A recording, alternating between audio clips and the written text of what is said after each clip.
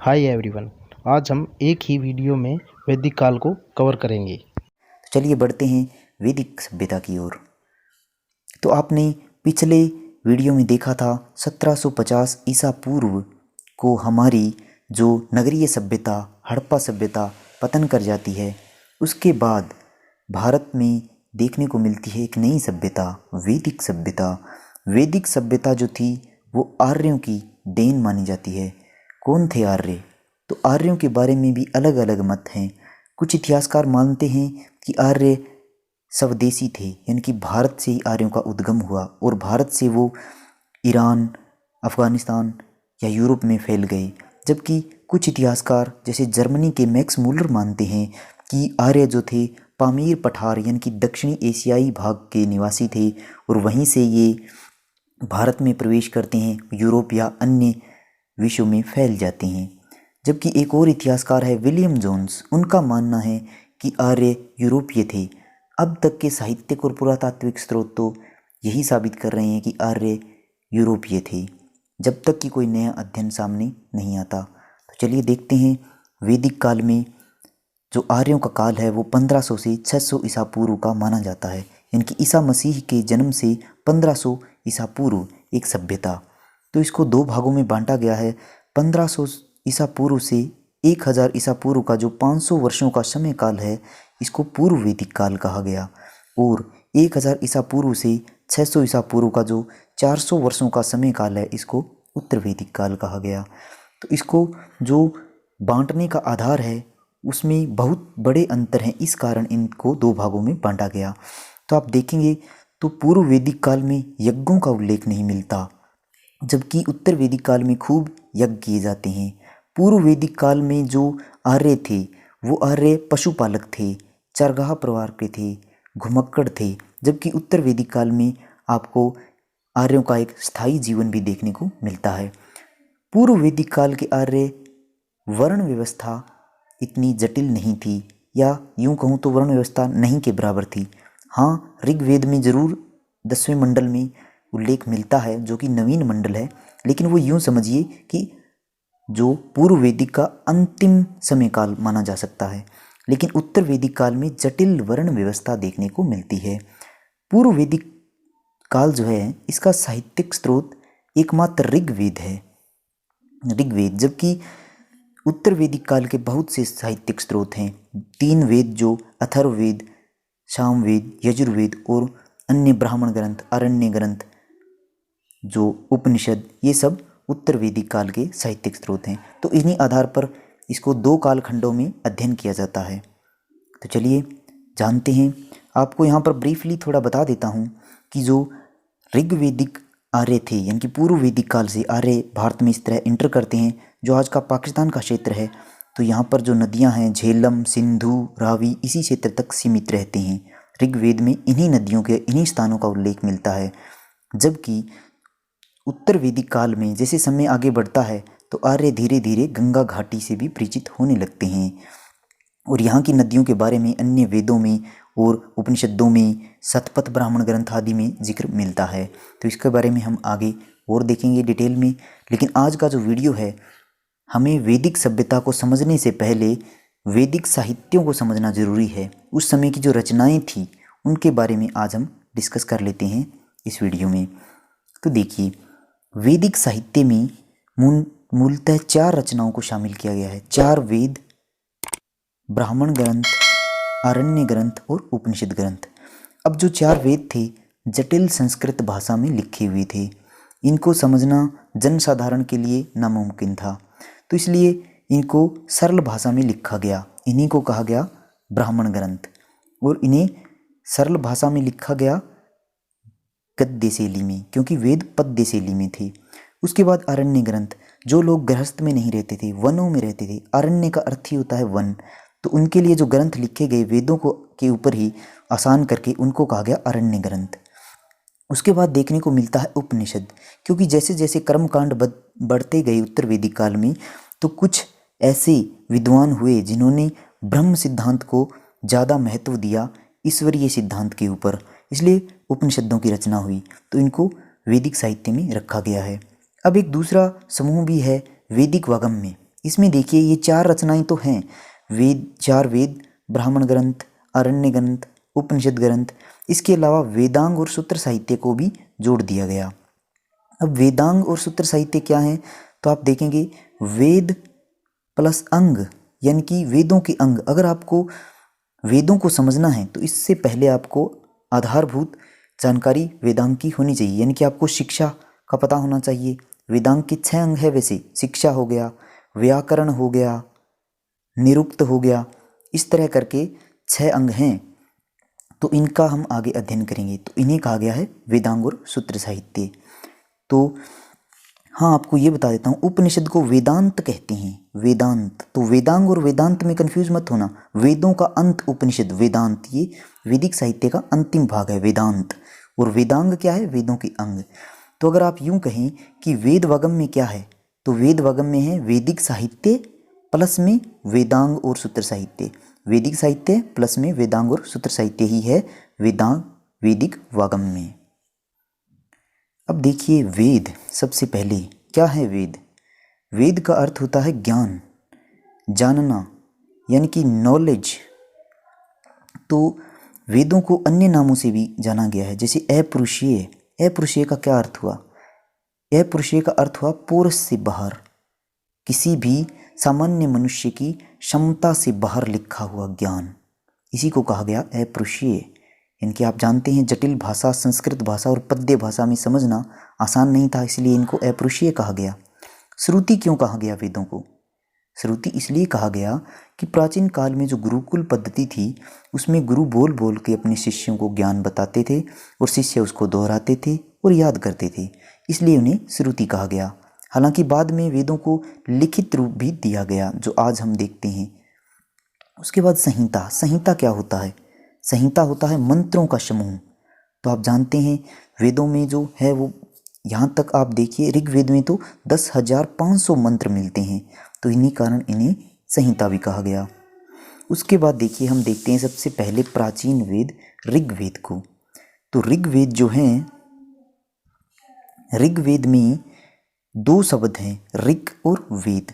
वेद का अर्थ जानना, ऋग का क्या अर्थ है, ऋग का अर्थ है ऋचा, ऋचा यानी कि छंदबद्ध मंत्र, छंदबद्ध मंत्रों का एक समूह। तो जो पूर्व वैदिक काल था, हमने पहले डिस्कस किया था कि 1500 ईसा पूर्व से 600 ईसा पूर्व का जो समय काल था 500 वर्ष का, उसकी अगर जानकारी मिलती है तो वो ऋग्वेद से मिलती है। तो एकमात्र स्रोत है। अभी आपने एक श्लोक सुना होगा, अस्तो माँ सदगमया तमसो माँ ज्योतिर्गमया। तो ये जो श्लोक है ये भी ऋग्वेद से लिया गया है। तो ये कई बार पूछा जाता है प्रश्न, तो इसका आंसर होगा ऋग्वेद, ध्यान रखिएगा।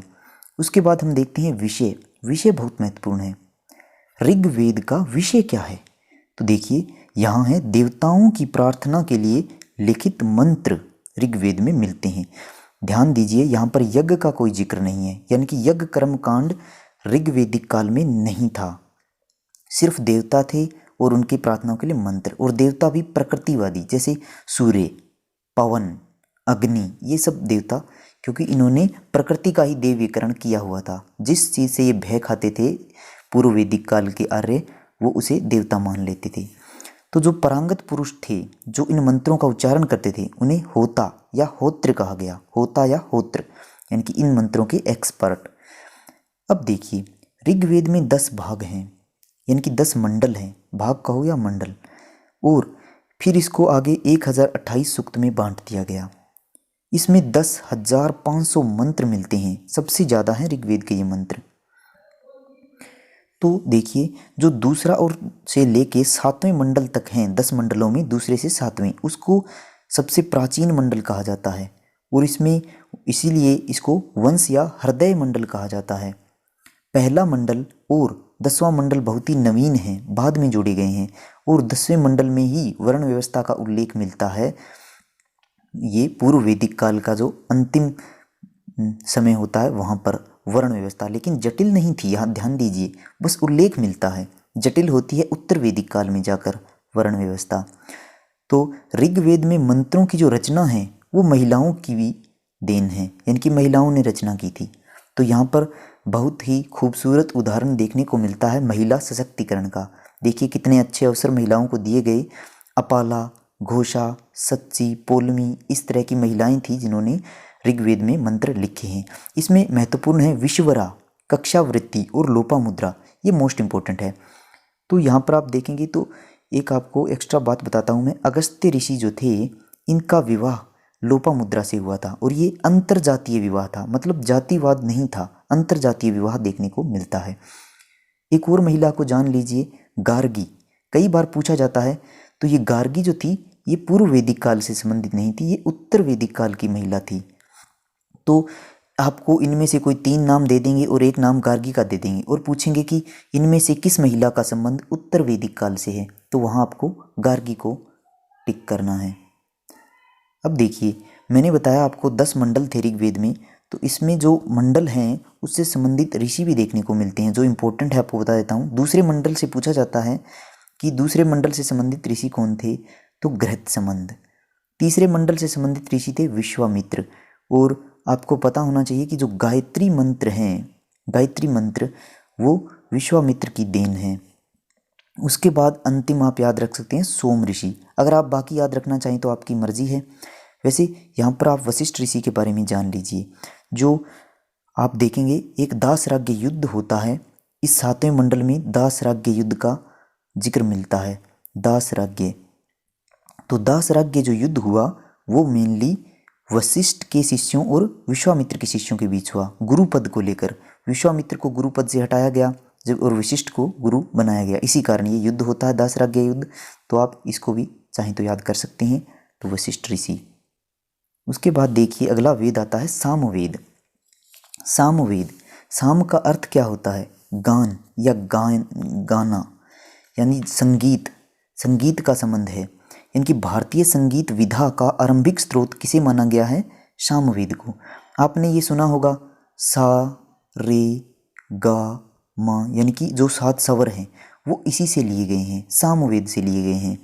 और सामवेद का विषय देखिए, अब देखिए मैंने आपको बताया ऋग्वेद जो था वो पूर्व वैदिक काल की रचना है, मतलब पूर्व वैदिक काल की जानकारी, वहाँ पर यज्ञ नहीं होते थे। अब सामवेद है ये उत्तर वैदिक काल का एक ग्रंथ है या वेद है, तो इसमें यज्ञ का उल्लेख है। तो इसमें क्या है, यज्ञ के अवसर पर कौन से मंत्र गाए जाएंगे उसका एक समूह बना दिया, इसको नाम दिया सामवेद। तो हमने देखा 10,500 मंत्र थे ऋग्वेद में, तो इसमें कितने मंत्र हैं, 1549। आपको याद नहीं रखना है, वैसे ही बता रहा हूँ मैं। तो ये 1549 मंत्र हैं। इसमें जो नए मंत्र हैं वो 71, यानी कि 71 मंत्र नए हैं सामवेद में, बाकी सब मंत्र एज इट इज़ ऋग्वेद के हैं। इनको एक समूह बना दिया ताकि यज्ञ के अवसर पर इनको गाया जा सके, तो यही है सामवेद। इसमें गाए जाने वाले मंत्र शामिल हैं। तो जो पुरोहित जो सामवेद के इन मंत्रों को गाता था उसको कहा जाता था उद्गाता, यानी कि किसी व्यक्ति का नाम नहीं है, ये पद का नाम है कि उद्गाता का पद है, इसके ऊपर जो पुरोहित जो इन मंत्रों को गाने में सक्षम था उसे उद्गाता कहा गया। और ऋग्वेद में कौन था, होता, होता या होत्र। तो 2 ऋषि देखने को मिलते हैं सामवेद से संबंधित, जिमनीय और शुकर्मा। जिमनीय तो मोस्ट इंपॉर्टेंट है क्योंकि इन्हीं के नाम पर आगे जो ब्राह्मण ग्रंथ भी लिखा गया, उपनिषद ग्रंथ भी लिखा गया और अरण्य ग्रंथ भी जिमनीय के नाम से लिखा गया है। एक महत्वपूर्ण बात, विभिन्न ग्रंथों में जिस ग्रंथ की प्रशंसा की गई है वो कौन सा है, तो वो सामवेद है, ये पूछा जाता है। एक बार भगवान श्री कृष्ण ने भी कहा था कि वह वेदों में सामवेद हूँ, तो सामवेद बहुत ही पवित्र माना जाता है इस दृष्टि से। आगे देखिए, आगे आता है यजुर्वेद। यजुर्वेद में जो यजुर है ये यजुष से बना है। यजुष का अर्थ होता है यज्ञ, यानी कि जो यज्ञ होते थे उसका कर्म कांड का जो पूरा विधि नियम था, यानी कि यज्ञ वेदी के चारों तरफ ऋषि मुनि बैठते थे, वो उसमें आहुति डालते थे, उसका पूरा नियम यज्ञों का, वो कर्म कांड जो भी होता था वो सारा यजुर्वेद में लिखा हुआ है। तो अब ध्यान दीजिए, यहाँ पर यज्ञ है। सामवेद में आपने देखा कि यज्ञों के अवसर पर सिर्फ मंत्र थे, यहाँ पर कर्मकांड की विधि नियम है, तो इसमें विद्यार्थी कंफ्यूज कर जाते हैं।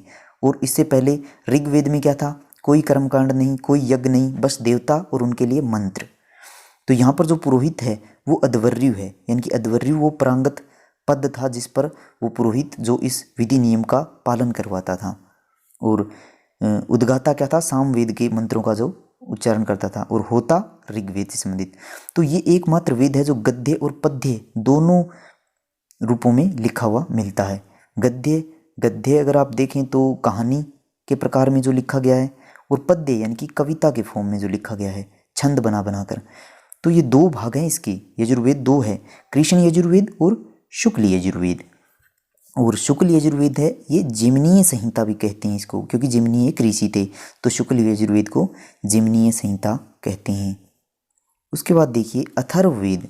अथर्ववेद से जुड़े हुए एक ऋषि आते हैं अथर्वा, इन्हीं के नाम पर इसका नाम रखा गया अथर्ववेद।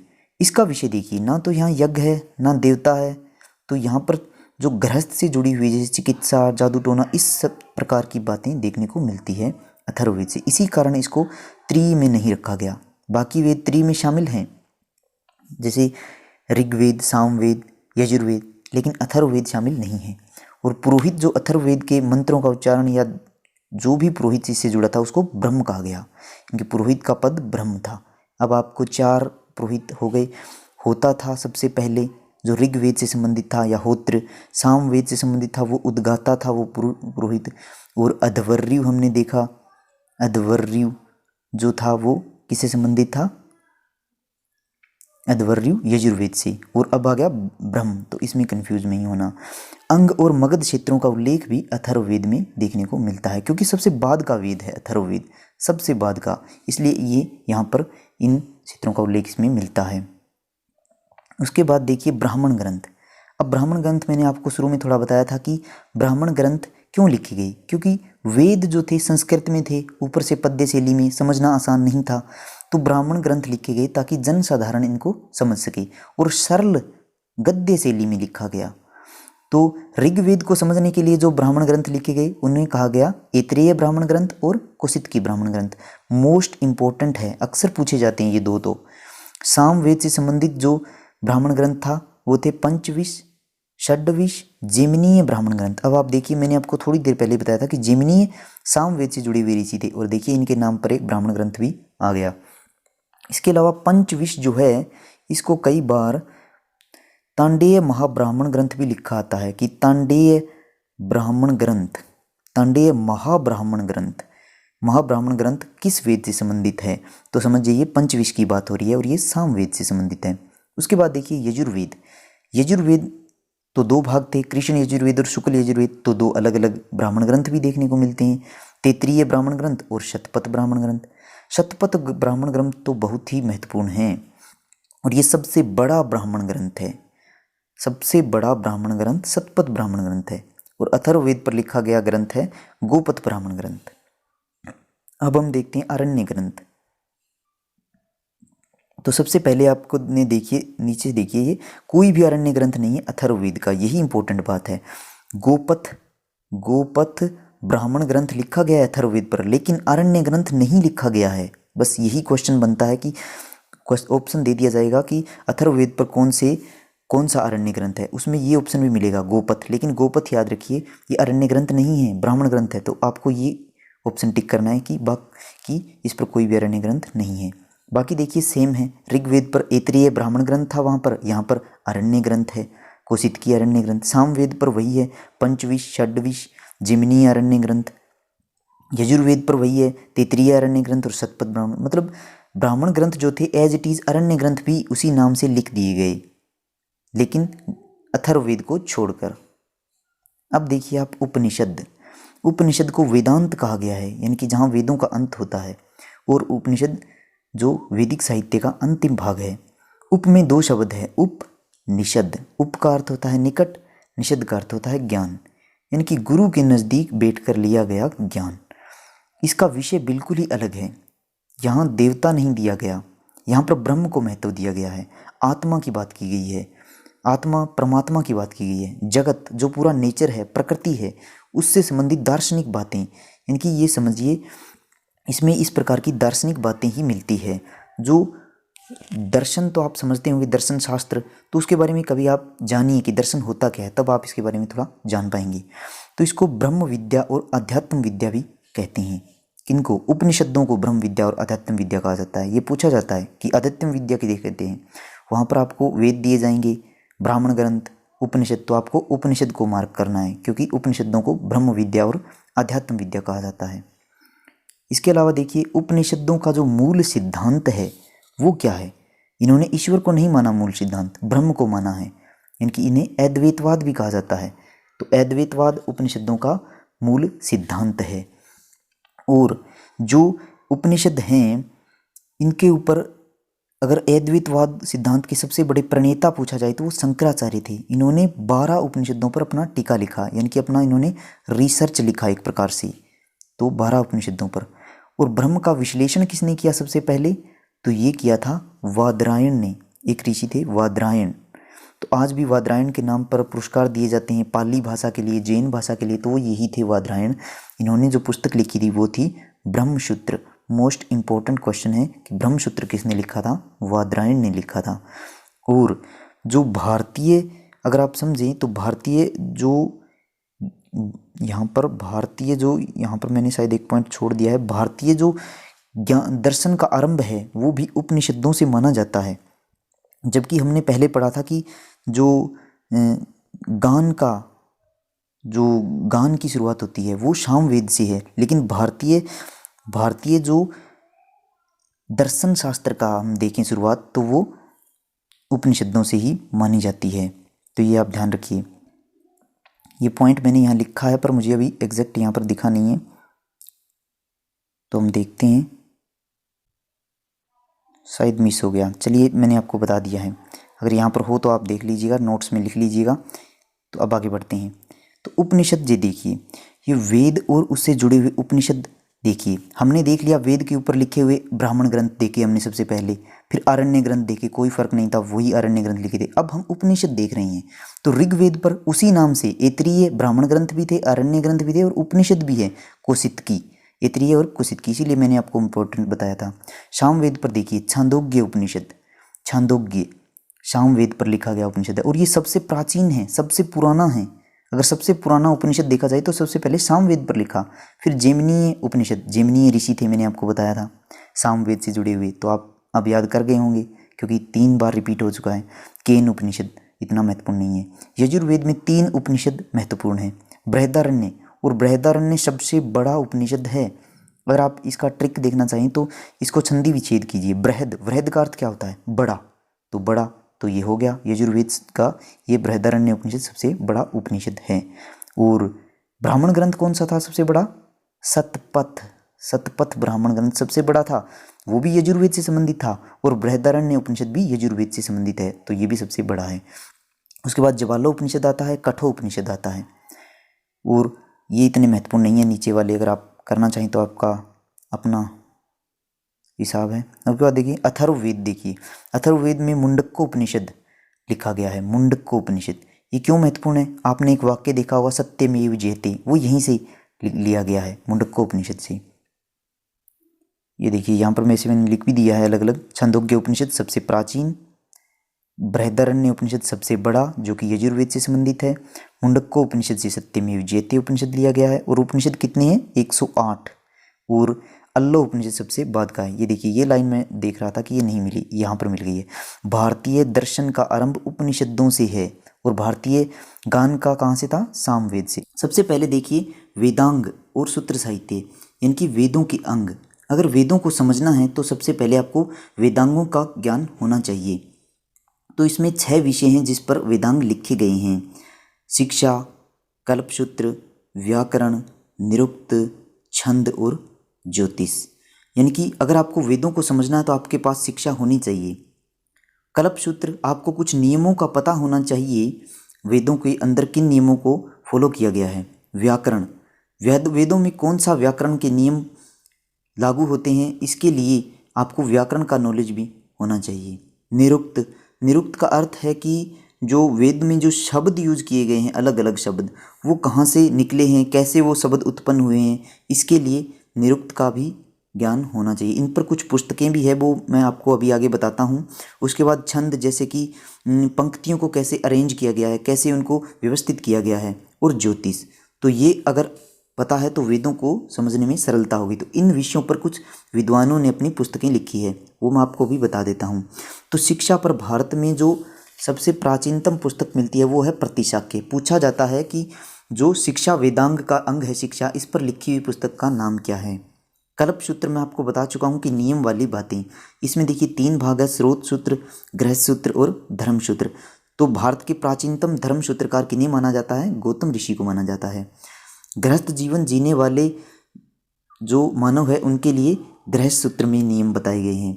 यज्ञ क्रिया यानी कि यज्ञ जो कर्म कांड थे उनके बारे में जो नियम बताए गए हैं वो सुलभ सूत्र में मिलता है।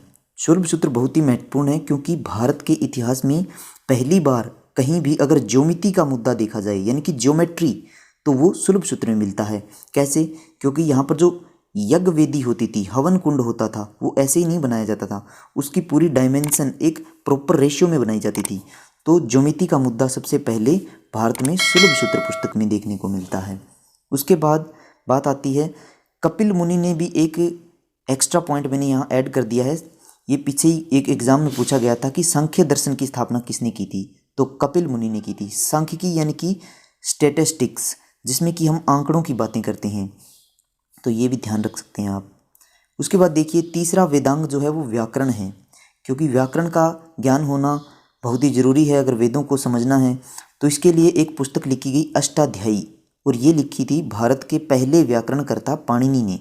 पाणिनि 5वीं सदी ईसा पूर्व के व्यक्ति थे। 5वीं सदी ईसा पूर्व के व्यक्ति थे और इनका जन्म पाकिस्तान के सलातूर में हुआ था। सलातूर आज पाकिस्तान में है और ये अटक के नज़दीक है। इसके बाद देखिए निरुक्त। निरुक्त जो शब्दों की उत्पत्ति मैंने आपको बताया कि कैसे हुई, ये सब निरुक्त विषय के अंतर्गत रखा गया है। इसमें एक महत्वपूर्ण पुस्तक मिलती है और उसका नाम भी निरुक्त ही है और इसको लिखा है यास्कनी। तो पूछा जाता है कि यास्क ने किस पुस्तक की रचना की, उसमें आपको 3 ऑप्शन और दे देंगे और एक निरुक्त दे देंगे, तो आपको निरुक्त को टिक करना होगा। उसके बाद छंद, इनकी छंद कैसे बनते हैं, तो इसके लिए एक पुस्तक है छंद सूत्र। छंद पर लिखी हुई पुस्तक का नाम भी छंद सूत्र है और इसको लिखा है पिंगला वत्स ने। उसके बाद ज्योतिष, तो ज्योतिष में अगर देखा जाए पहली पुस्तक भारत में मिलती है तो वो वेदांग ज्योतिष है और इसको लिखा था मगध या लगध मुनि ने। कहीं जगह पर मगध मुनि लिखा गया है, कहीं पर लगध लिखा गया है, तो आप दोनों ध्यान रखिए। इसके बाद देखिए स्मृति ग्रंथ। तो स्मृति ग्रंथ, इन्हें प्राचीन काल का आप संविधान भी मान सकते हैं कि किन किन बातों को समाज में अच्छा समझा गया है और उनका अनुसरण समाज में होना चाहिए। तो इस पर सबसे प्राचीनतम जो स्मृति ग्रंथ है वो मनुस्मृति है। तो ये जो स्मृति ग्रंथ है ये 200 ईसा पूर्व से 200 ईस्वी तक लिखे गए हैं। तो मौर्योत्तर काल में 2 स्मृति ग्रंथ देखने को मिलेंगे आपको, मनुस्मृति और याज्ञवल्क्य स्मृति। तो इनके टीकाकार कई बार पूछ लिया जाता है कि मनुस्मृति का टीकाकार कौन है, यानी कि किन विद्वानों ने इनके ऊपर अपना रिसर्च लिखा है। तो इसमें भारुचि एक नाम देखने को मिलेगा। ये गुप्त काल के व्यक्ति थे, भारुचि गुप्त काल में हुए हैं। समुद्रगुप्त, चंद्रगुप्त द्वितीय के दरबारी थे भारुचि। उसके बाद मेघातिथि, गोविंदराज, कुलुक भट्ट। तो इसमें भारुचि एक महत्वपूर्ण है जो गुप्त काल में भी मैं आपको इनके बारे में बताऊंगा, क्योंकि कई विद्वान हुए हैं, जैसे भारुचि हो गए, अमर सिंह, अभी हम देखेंगे अमर सिंह ने भी यहाँ पर जो है पुराणों के विषय बताए हैं, तो वो भी गुप्त काल के ही थे। तो अब देखिए जो याज्ञवल्क्य स्मृति है इसके ऊपर टीका लिखने वाले भी 3 व्यक्ति थे, विज्ञानेश्वर, अपरारक और विश्वरूप। ये जो विज्ञानेश्वर है ये महत्वपूर्ण है क्योंकि इन्होंने ये दक्षिण भारत के कल्याणी जो आपने पढ़ा होगा, कल्याणी और वातापी के चालुक्य। तो कल्याणी के जो चालुक्य थे उनमें एक राजा हुए विक्रमादित्य सिक्स्थ, तो उनके दरबारी थे और इन्होंने याज्ञवल्क्य स्मृति पर अपना टीका लिखा, रिसर्च लिखा और उसको जो लिखा वो मिताक्षरा पुस्तक में लिखा। ये पुस्तक कई बार पूछा जाता है कि मिताक्षरा पुस्तक किसने लिखी, तो ये विज्ञानेश्वर ने लिखी। और इस मिताक्षरा में और कुछ नहीं है, याज्ञवल्क्य स्मृति पर जो निष्कर्ष है, याज्ञवल्क्य का रिसर्च है वही है। तो मिताक्षरा पुस्तक विज्ञानेश्वर ने लिखी थी। हम इसको दक्षिण भारत में कवर करेंगे तो और बताऊंगा इसके बारे में आपको। अब देखिए मौर्योत्तर काल में ये 2 स्मृति ग्रंथ हो गए। इसके अलावा मौर्योत्तर काल में एक विष्णु स्मृति भी लिखी गई है, वो मैंने यहाँ ऐड नहीं की, इतनी महत्वपूर्ण भी नहीं है। उसके बाद देखिए गुप्त काल में 2 स्मृतियाँ लिखी गई, नारद स्मृति और बृहस्पति स्मृति। ये गुप्त काल में लिखी गई, यानी कि जो मौर्योत्तर काल के बाद जो समय काल आया गुप्त काल, वहाँ पर। उसके बाद देखिए पुराण। तो पुराणों को इसलिए महत्व दिया जाता है क्योंकि जो भारत के इतिहास का एक क्रमबद्ध और व्यवस्थित व्याख्या जो है वो पुराणों में देखने को मिलती है। और पुराणों की रचना का श्रेय 2 व्यक्तियों को जाता है, लोमहर्ष और उग्रश्रवा। ये बाप बेटे थे दोनों। और पुराणों की संख्या कितनी है, कई बार ये पूछा जाता है। तो पुराणों की संख्या 18 है। 18 पुराण कुल लिखे गए। इसमें महत्वपूर्ण पुराण 3 हैं जो मैं आपको यहाँ पर बता देता हूँ, एग्जाम पॉइंट ऑफ व्यू से इम्पोर्टेंट है। मत्स्य पुराण, विष्णु पुराण और वायु पुराण। जो मौर्य काल की जानकारी देता है वो पुराण है विष्णु पुराण। अब मौर्य काल के बाद आता है मौर्योत्तर काल, तो मौर्योत्तर काल की जानकारी देता है वो पुराण है मत्स्य पुराण। लेकिन ध्यान रखिए प्राचीन पुराण कौन सा है, तो मत्स्य पुराण है। अब ये कैसे, जैसे सबसे पहले मौर्य काल आया तो मौर्य काल की जानकारी के लिए कोई पुराण उपलब्ध नहीं था। उसके बाद आता है मौर्योत्तर काल, तो मौर्योत्तर काल के दौरान ये पुराण लिखा गया मत्स्य पुराण, और इसमें मौर्योत्तर काल के बारे में लिख दिया। अब इसके कुछ समय बाद ये पुराण लिखा गया होगा विष्णु पुराण, लेकिन ये जानकारी किसकी दे रहा है, अपने से काफ़ी बाद के समय की, मौर्योत्तर काल से भी पहले इनकी मौर्य काल की। इसलिए ये लिखा बाद में गया है लेकिन जानकारी पुराने समय की दे रहा है, लेकिन प्राचीन नहीं है। यहाँ पर कन्फ्यूजन हो सकती है। और गुप्त काल की जानकारी देने वाला पुराण है वायु पुराण। अब आप इसको थोड़ा ट्रिक से अगर देखना चाहें तो मौर्य काल में आपको पता होगा चंद्रगुप्त मौर्य थे। चंद्रगुप्त मौर्य के गुरु थे चाणक्य, जिनको कौटिल्य या फिर विष्णु गुप्त कहा गया। तो वहीं से आप शब्द पकड़िए विष्णु गुप्त। तो मौर्य काल की जानकारी देने वाला पुराण भी विष्णु पुराण है। और अगर आप गुप्त काल की जानकारी का पुराण देखें तो वायु क्या होता है, वायु गुप्त होता है, कोई उसे देख नहीं सकता। तो इससे आप ट्रिक से जोड़ सकते हैं कि गुप्त काल की जानकारी वायु पुराण देता है। तो यहाँ कन्फ्यूजन से आप इस तरह से बच सकते हैं। उसके बाद देखिए पुराणों के संदर्भ में एक विद्वान हुए हैं अमर सिंह। मैंने अभी आपको थोड़ी देर पहले बताया कि भारुचि और अमर सिंह दोनों गुप्त काल के विद्वान थे और चंद्रगुप्त द्वितीय के दरबारी थे। जब हम गुप्त काल पढ़ेंगे तो भी इनका जिक्र वहाँ पर मैं करूँगा। तो इन्होंने 5 विषय बताए थे पुराणों के। अब ये विषय अगर आप याद रखना चाहें तो रख सकते हैं, वरना इतना इम्पोर्टेंट नहीं है। लगभग यही पूछा जाता है, प्रश्न बार बार बनता है कि पुराणों के विषय में जो 5 विषय है वो किस विद्वान ने बताए, तो वो अमर सिंह ने बताए थे। सर्ग यानी कि जब शुरुआत में पृथ्वी की उत्पत्ति कैसे हुई। प्रतिसर्ग जब पृथ्वी का एक बार विनाश हुआ फिर कैसे पृथ्वी की उत्पत्ति हुई। फिर वंश यानी कि इस वंश विषय में बताया गया है कि जो देवता और ऋषि थे उनका इतिहास कैसा था। और इसी के जैसा है वंशानुचरित, इसमें राजाओं का इतिहास बताया गया है, राजाओं का, जो महान राजा हुए उनका इतिहास। और मनवंतर क्या है, मनवंतर में जो 4 युग हुए हैं जैसे सतयुग, द्वापर, कलयुग और त्रेता, इस तरह से इन युगों के बारे में मनवंतर में बताया गया है। उसके बाद देखिए वैदिक काल से संबंधित अभिलेखीय स्रोत भी मिले हैं।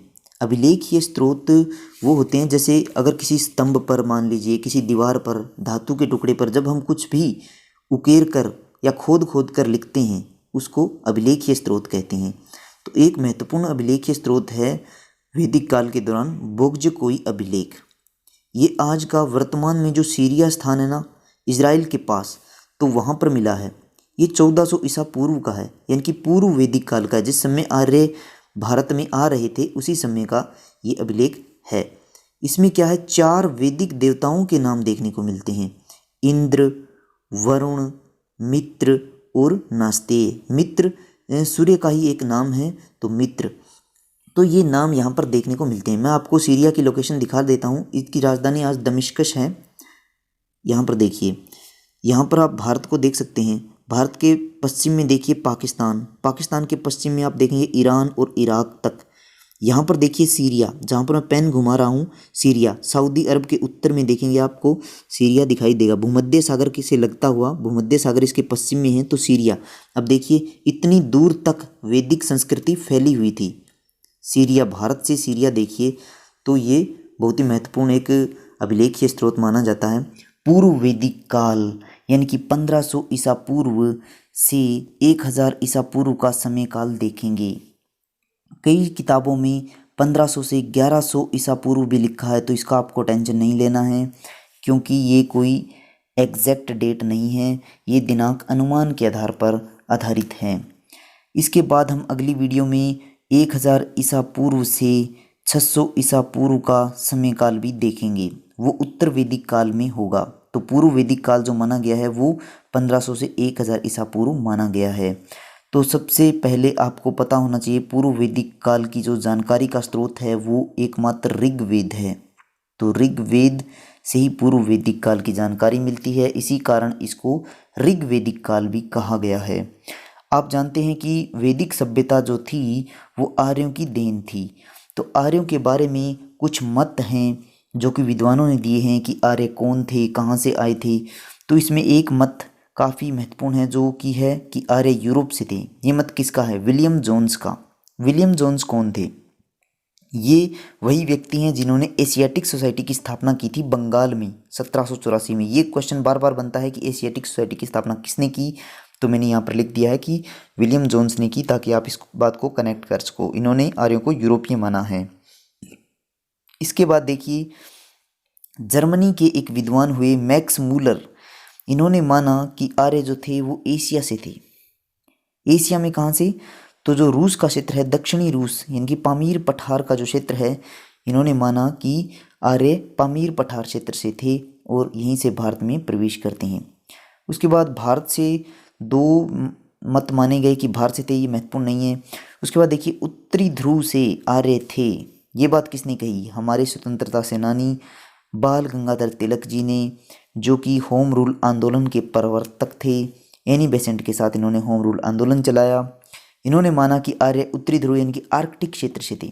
इनकी एक प्रसिद्ध पुस्तक है, अगर आप चाहें तो यहाँ देख सकते हैं, मैंने कवर पेज लगाया है कि आर्कटिक होम इन वेदास। इस पुस्तक में इन्होंने ये बताया है कि आर्य उत्तरी ध्रुव से थे। अगर आप मैप से देखें तो आर्य यूरोपीय थे, ये माना विलियम जोन्स ने, और उन्होंने बताया कि ईरान और अफ़गानिस्तान के रास्ते होते हुए आर्य जो भारत में प्रवेश करते हैं, आज का जो पाकिस्तान क्षेत्र है यानी कि सप्त सिंधु क्षेत्र, यहाँ पर प्रवेश करते हैं। और ऋग्वेद में अगर आप देखेंगे तो इसी क्षेत्र की जानकारी मुख्यतः मिलती है। ऋग्वेद में विंध्य पर्वत जो कि मध्य प्रदेश में है, इसका उल्लेख नहीं है। मध्य प्रदेश की नर्मदा नदी का उल्लेख नहीं मिलता। तो इस प्रकार इसी क्षेत्र का उल्लेख यहाँ पर ज़्यादा बार हुआ है। और आप देखें तो मैक्स मूलर ने बताया कि आर्य जो थे पामीर पठार क्षेत्र से थे। मैंने अभी आपको बताया एशिया में पामीर पठार, ये जो क्षेत्र आप देख सकते हैं, कजाकिस्तान का क्षेत्र जो दक्षिणी रूस का क्षेत्र है, उस समय रूस का भाग था। तो इस कारण मैक्स मूलर ने इन्हें पामीर पठार का कहा, जो रूस का क्षेत्र था। इसके बाद देखिए, निष्कर्ष क्या निकलता है कि आर्य कहाँ से थे? तो आर्य यूरोप से थे और भारत में ये ईरान और अफगानिस्तान के रास्ते प्रवेश करते हैं। आर्यों का अर्थ क्या होता है? आर्य का अर्थ होता है विद्वान या श्रेष्ठ होना। इसके बाद देखिए, आर्य जो थे कई कबीलों में आते हैं, यानी कि कई समूहों में आते हैं, और ये एक ही भाषा बोलते थे, वो थी संस्कृत।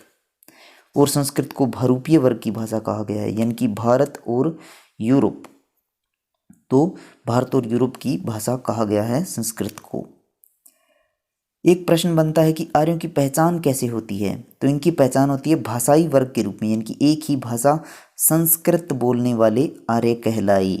आर्य कोई जाति नहीं थी, ये ध्यान रखिएगा। इसके बाद देखिए, आर्य सबसे पहले कहाँ आते हैं? मैंने आपको मैप में भी दिखाया, पश्चिमोत्तर क्षेत्र जो पाकिस्तान में है, या पंजाब क्षेत्र, या सप्त सिंधु क्षेत्र, इन तीनों में से एक ऑप्शन में दिया होगा, आपको वही टिक करना है। इसको पश्चिमोत्तर क्षेत्र भी कह सकते हैं, या सप्त सिंधु क्षेत्र, या पंजाब क्षेत्र भी कह सकते हैं। तो ऋग्वेद का जो एक मंडल है, 10वां मंडल, नवीन मंडल है, मैंने आपको पिछली वीडियो में बताया था। और इस मंडल में एक सूक्त है नदी सूक्त, जिसमें 19 नदियों का उल्लेख है, और पूरे ऋग्वेद में 25 नदियों का उल्लेख है। ये नदियाँ किस क्षेत्र की है? तो ये पश्चिमोत्तर क्षेत्र की नदियाँ हैं। 10वें मंडल में एक पुरुष सूक्त भी है, आपको एडिशनल बता देता हूँ, वैसे आगे भी जिक्र आएगा, जिसमें वर्ण व्यवस्था का सबसे पहली बार उल्लेख मिलता है। तो ये ध्यान रखिए, 2 पुरुष सूक्त और नदी सूक्त, 2 सूक्त काफ़ी इंपॉर्टेंट है ऋग्वेद के। इसके बाद देखिए, कुछ नदियों का उल्लेख है जो ऋग्वेद में मिलता है। ऋग्वेद में इन नदियों के नाम क्या दिए गए हैं वो मैं आपको यहाँ बताता हूँ। तो सिंधु को इन्होंने सिंधु ही लिखा है, सरस्वती को नदीतम लिखा है। सरस्वती नदी जो थी वो अभी लुप्त हो गई है, हरियाणा में इसको पुनर्जीवित करने की कोशिश की जा रही है। तो सिंधु यहाँ पर देख सकते हैं, इंडस जो कि चेमा युंगडुंग ग्लेशियर तिब्बत से निकलती है, जम्मू कश्मीर से होती हुई पाकिस्तान में बहती है और आगे जाके अरब सागर में गिरती है। इसकी सहायक नदियाँ हैं जिसको ऋग्वेद में अलग अलग नाम दिए गए, जैसे झेलम, झेलम को क्या कहा गया? वितस्ता। उसके बाद देखिए चेनाब, चेनाब को क्या कहा गया? अस्किन, अस्किन कहा गया है। रावी को क्या कहा गया? पुरुषेणी, और रावी देखिए ये रही रावी यहाँ पर। और सतलुज को क्या कहा गया है? शतुद्री कहा गया है। और सतलुज की एक सहायक नदी है, छोटी सी है, हिमाचल से निकलती है और पंजाब में सतलुज में मिल जाती है, व्यास। व्यास को क्या कहा गया? बिपाशा। अगर आपको याद हो तो मैंने आपको बताया था कि जो चेनाब नदी है यानी कि जिसको कहा गया है अस्किन, यहाँ पर मांडा क्षेत्र बताया था मैंने हड़प्पा का सबसे उत्तरी क्षेत्र मांडा, तो ये चेनाब नदी के किनारे था, ध्यान रखिए आप। और इसको कहा गया है अस्किन, ये नाम मैंने यहाँ पर एग्जैक्ट लिख दिए हैं साफ साफ।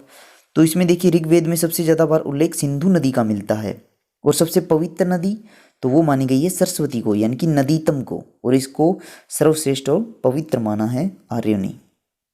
इसके बाद देखिए कुछ पर्वतों के उल्लेख, जैसे ऋग्वेद में हिमालय को हिमवंत कहा गया है और जो सुलेमान पर्वत पाकिस्तान में है उसको शिलावंत कहा गया है। और ऋग्वेद की ही एक चोटी है मूंजवत पर्वत, यहाँ से आर्यों के लिए सोमरस आता था, इस बात का उल्लेख ऋग्वेद में मिलता है। विंध्य पर्वत का उल्लेख ऋग्वेद में नहीं है और समुद्र का उल्लेख भी ऋग्वेद में नहीं है, क्योंकि पश्चिमोत्तर क्षेत्र का जानकारी देता है ऋग्वेद। इससे पता चलता है कि आर्य सबसे पहले पश्चिमोत्तर क्षेत्र में आए होंगे।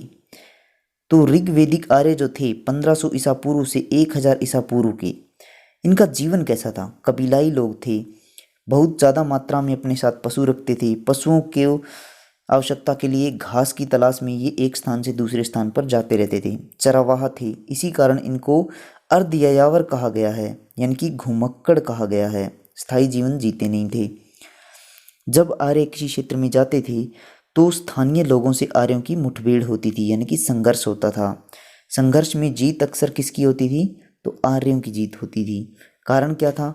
क्योंकि इनके पास रथ होते थे और कांसे के बने हुए तलवार और कवच थे, इस कारण आर्य हमेशा संघर्ष में जीतते थे। इसके बाद देखिए ऋग्वेद में कुछ शब्द देखने को मिलता है जिससे पता चलता है कि आर्यों का जीवन युद्धों से भरा था, जैसे कि गविष्टि यानी कि युद्ध का हो जाना, गवेषणा, गोशु, गव्य, गम्य, इस प्रकार के शब्द देखने को मिलते हैं। इनमें आप एक कॉमन बात देखिए, गो शब्द से बने हैं ये सारे शब्द, यानी कि गाय की महत्ता बताते हैं।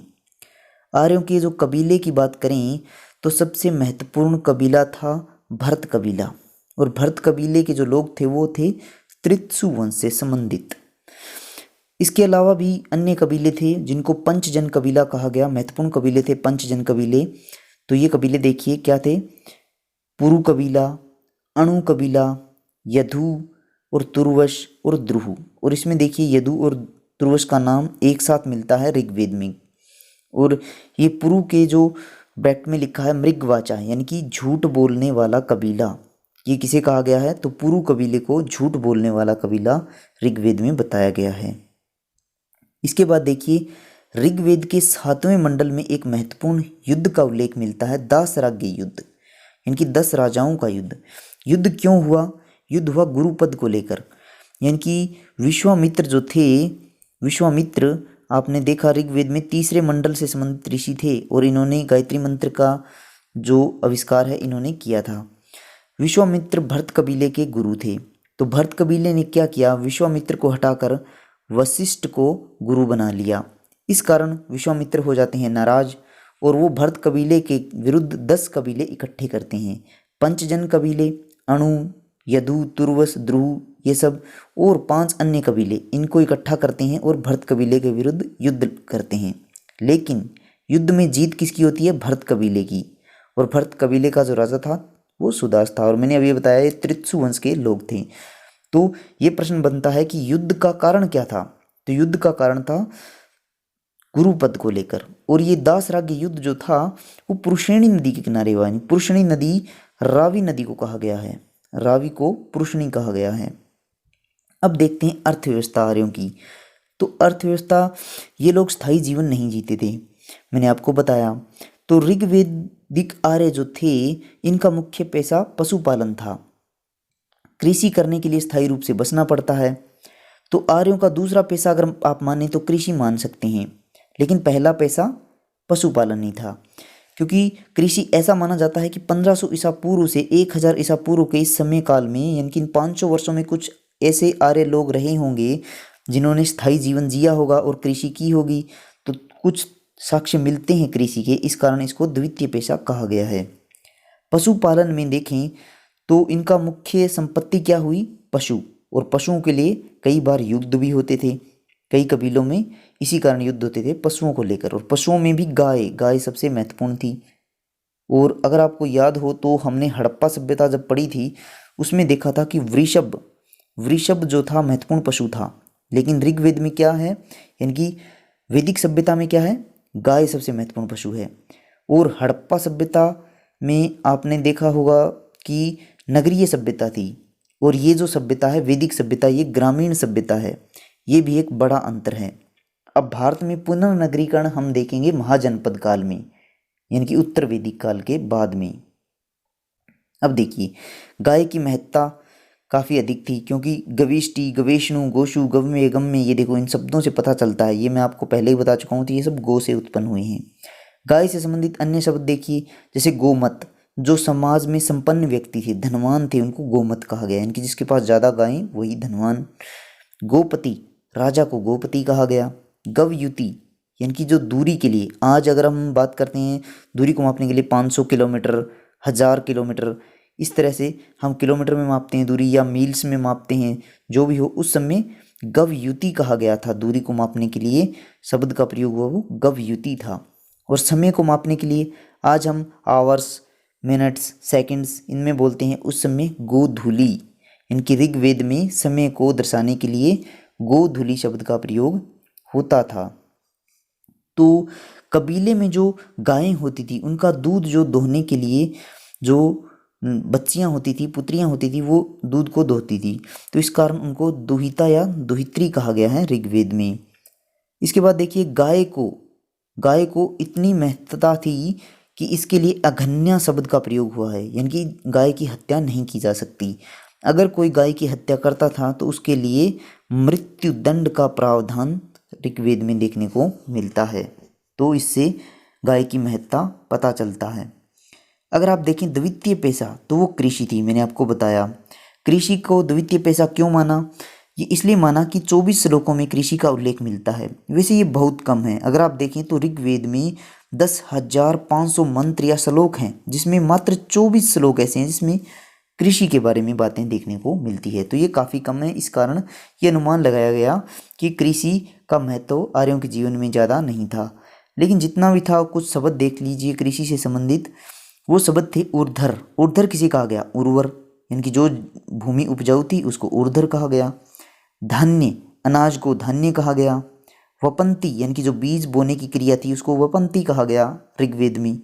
लांगर या सिर किसे कहा गया, हल को। और हल कैसा था, लकड़ी का बना। देखिए अभी तक लोहे का हल नहीं आया है, क्योंकि लोहे का जो हल आएगा वो आएगा 1000 ईसा पूर्व से जो 600 ईसा पूर्व का समय होगा, यानी कि उत्तर वैदिक काल में। अभी तक लोहे का कोई भी प्रमाण देखने को नहीं मिलता, इसलिए लकड़ी का हल था, लांगर या सिर। और धान्य जो मैंने आपको बताया, अनाज, इसमें भी एक ही अनाज था, यव, जिसको जौ कहा जाता है, जौ। बस एक ही अनाज का उल्लेख मिलता है, वो है जौ। तो आपको 3 ऑप्शन दिए जाएंगे, जिसमें जो भी एक ऑप्शन रहेगा आपको ये टिक करना है कि ऋग्वेद में केवल इसी अनाज का उल्लेख मिलता है, यव, यानी कि जौ। अब व्यवसाय देखिए, व्यवसाय अनुवंशिक नहीं था, यानी कि कोई भी व्यक्ति अपनी स्वैच्छिक दृष्टि से अपना व्यवसाय चुन सकता था। व्यवसाय में सवर्णकार थे, यानी कि सोने का काम करने वाले। कुंभकार थे, यानी कि मिट्टी का काम करने वाले। चमड़े का काम करने वाले चर्मकार थे, और बढ़ई थे। इन सब व्यवसाय में देखें तो सबसे महत्वपूर्ण या सम्मानित माना गया बढ़ई का। क्यों? क्योंकि बढ़ई जो थे वो रथ बनाते थे, और इस कारण इस व्यवसाय को महत्वपूर्ण व्यवसाय माना गया। धातु देखें तो ऋग्वेदिक आर्य सोने से परिचित थे, चांदी से, तांबे से, कांसे, ये सब धातु के बारे में इनको नॉलेज थी। लेकिन लोहे के बारे में नहीं जानते थे ऋग्वेदिक आर्य। उसके बाद देखिए ऋग्वेद में धातुओं के लिए एक शब्द मिलता है, अयश शब्द कहा गया। धातुओं को ये लोग अयश कहते थे। और अगर धातु सोना हो तो क्या कहेंगे, तो निष्क। अगर धातु चांदी हो तो उसके लिए सतमान शब्द का प्रयोग किया गया, यानी कि सतमान चांदी को कहा गया और सोने को निष्क कहा गया। और धातुओं के लिए अयश, यानी कि निष्क अयश, यानी कि सोना धातु। व्यापार देखते हैं तो व्यापार में मुद्रा का प्रचलन अभी नहीं है। इस कारण व्यापार भी कोई यहाँ पर विकसित देखने को नहीं मिलता, बस वस्तु विनिमय प्रणाली थी, यानी कि एक वस्तु दी जाती थी, बदले में दूसरी वस्तु ले ली जाती थी। और यही स्थिति उत्तर वैदिक काल में भी हमें देखने को मिलती है। जब महाजनपद काल पढ़ेंगे तो उस काल में आपको नगरीकरण भी देखने को मिलेगा और मुद्रा का प्रचलन भी देखने को मिलेगा। अब तक ऐसा कुछ भी नहीं है। इसके बाद देखिए राजनीतिक स्थिति देख लेते हैं आर्यों की। तो इनमें राजनीति देखें तो 1500 ईसा पूर्व से 1000 ईसा पूर्व का जो समय काल है, इसमें धीरे धीरे इन लोगों ने स्थायी जीवन जीना भी शुरू कर दिया था धीरे धीरे। तो इसमें मजबूत और स्पष्ट राजनीतिक स्थिति तो देखने को नहीं मिलती, लेकिन थोड़े बहुत जो साक्ष्य हैं उसके आधार पर अगर हम देखें तो सबसे छोटी जो इकाई थी वो कुल थी। कुल यानी कि परिवार, और सबसे बुजुर्ग व्यक्ति जो था वो इसका मुखिया होता था, यानी कि कुलुप। और कई जो कुलुप थे यानी कि जो कुल थे, यानी कि कुल छोटे छोटे परिवार थे, वो आपस में मिल जाते थे तो वो एक गांव बन जाता था। और इस तरह से अन्य गांव बन गए, तो इस जो कई गांव बन जाते थे उसको विश कहा गया है। विश का मुखिया क्या था? विशपति। और गांव का मुखिया ग्रामीण। और इसी प्रकार कई जब विश मिल जाते थे उससे एक जन बन जाता था और उसको कहा जाता था, उसका मुखिया क्या था? राजन। तो सबसे छोटी इकाई कुल, कई कुल मिलकर बनते थे गांव, कई गांव मिलकर बनते थे विश, और कई विश मिलकर बनते थे जन, और जन का मुखिया राजन। और राजन को आपने पीछे देखा था कि गोपति भी कह सकते हैं, तो गोपति या राजन एक ही बात है। उसके बाद देखिए प्रशासनिक स्वरूप जो था वो राजतंत्रात्मक था, किंतु राजा का निर्वाचन होता था, यानी कि इलेक्शन होता था। एक प्रकार से आप कहें तो लोकतांत्रिक व्यवस्था देखने को मिलती है। और राजा का जो पद था वो वंशानुगत नहीं था, कि ये ऐसा नहीं होता था कि राजा का बेटा, ये जरूरी नहीं कि वो राजा बने। उसके लिए तय करने के लिए कुछ समितियां थी, उनका उल्लेख भी हम देखेंगे। तो राजा का मुख्य कार्य क्या था? कबीले की सुरक्षा, यानी कि सेफ्टी, कबीले पर कोई आक्रमण ना हो ये राजा को सुनिश्चित करना होता था। तो सुरक्षा के बदले राजा को कर देना पड़ता था जनता को, राजा को जनता कर देती थी, उस कर को कहा जाता था बलि, यानी कि टैक्स जो होता था उसको बलि कहा जाता था ऋग्वेद काल में। और जो बलि थी वो स्वैच्छिक थी, यानी कि कोई व्यक्ति चाहे अगर उसकी इच्छा है तो वो बलि राजा को दे देता था। और बलि में क्या देता था? अन्न, शहद, दूध, फल, पशु इत्यादि चीज़ें दे देता था, क्योंकि मुद्रा नहीं थी भाई, और मुद्रा नहीं है तो यही चीज़ें दी जाती थी। अगर आप देखें तो जो बलि है वो आगे चलकर स्वैच्छिक नहीं रहेगी, लेकिन अभी तक की जो स्थिति है वो बलि स्वैच्छिक है। इसके बाद देखिए राजा जो था वो निरंकुश नहीं था, यानी कि राजा के ऊपर, निरंकुश का अर्थ होता है जिसके ऊपर कोई अंकुश ना हो। तो यहाँ पर जो राजा है उस पर अंकुश थे, यानी कि अंकुश कैसे थे? यानी कि राजा मनमानी ना कर पाए। तो ये अंकुश कैसे लगाए जाते थे? कुछ संस्थाएं देखने को मिलती हैं, जैसे कि विदत। कई बार प्रश्न बनता है कि आर्यों की सबसे प्राचीनतम संस्था कौन सी थी? तो वो विदत थी। इसी प्रकार एक संस्था थी सभा। सभा जो थी इसमें केवल पुरुष भाग लेते थे। और आज अगर हम देखें तो लोकसभा, राज्यसभा जैसे हैं तो उसमें राज्यसभा से इसकी तुलना की जा सकती है। तो वर्तमान की जो राज्यसभा है वो उस समय की सभा से तुलना की जा सकती है। उसके बाद समिति। समिति सर्वसाधारण की संस्था थी, यानी कि इसमें पुरुष भी भाग ले सकते थे, महिलाएं भी भाग ले सकती थी। तो इस प्रकार ये 3 संस्थाएं महत्वपूर्ण हैं। अगर इसमें 2 संस्थाएं देखें, सभा और समिति, इनको अथर्ववेद में प्रजापति की 2 पुत्रियां कहा गया है। अब देखिए अथर्ववेद जिक्र आ गया तो मैं आपको बता देता हूँ, पिछली वीडियो में बताया था कि अथर्ववेद का जो पुरोहित था वो ब्रह्म कहलाता था, ब्रह्म। उसी प्रकार ऋग्वेद का पुरोहित क्या कहलाएगा? ऋग्वेद का पुरोहित कहलाएगा होता या होत्र। और सामवेद का पुरोहित उद्गाता कहलाता था, उद्गाता। और एक वेद बच गया यजुर्वेद। तो यजुर्वेद का पुरोहित क्या कहलाता था? अध्वर्यु कहलाता था। तो ये भी आपको साथ साथ याद होने चाहिए। उसके बाद देखिए धार्मिक स्थिति देखते हैं। तो जो आर्य थे इनके जीवन में प्राकृतिक घटनाएं बहुत महत्वपूर्ण थी। जो ऋग्वेदिक आर्य थे, मूल रूप से ऋग्वेदिक, इनकी 1500 से 1000 ईसा पूर्व के जो आर्य थे, यानी कि जब इनको प्रकृति में जिन चीज़ों से भय उत्पन्न होता था, जैसे बारिश हो गई, तूफान हो गया, आंधी हो गई, या जो भी इनको लगता था कि इससे इनका जीवन जो है सहज है, तो इसके लिए जैसे इनको प्रकाश में सूर्य उदय होता था तो प्रकाश को ये मानते, देवता मान लिया इन्होंने सूरज को। हवाओं को इन्होंने पवन देव का नाम दिया, यानी कि प्रकृति का इन लोगों ने देवीकरण कर दिया एक तरह से। तो प्रकृतिवादी स्थिति देखने को मिलती है धार्मिक। और बहुदेववाद, तो प्रकृति में आप जानते हैं एक घटना है नहीं, बहुत ज़्यादा घटनाएं होती है, इस कारण देवता भी बहुत ज़्यादा हो गई। और पुरुष प्रधान देवमंडल देखने को मिलता है, यानी कि जो देवता लोग थे वो ज़्यादातर पुरुष थे, देवियां कम देखने को मिलती है।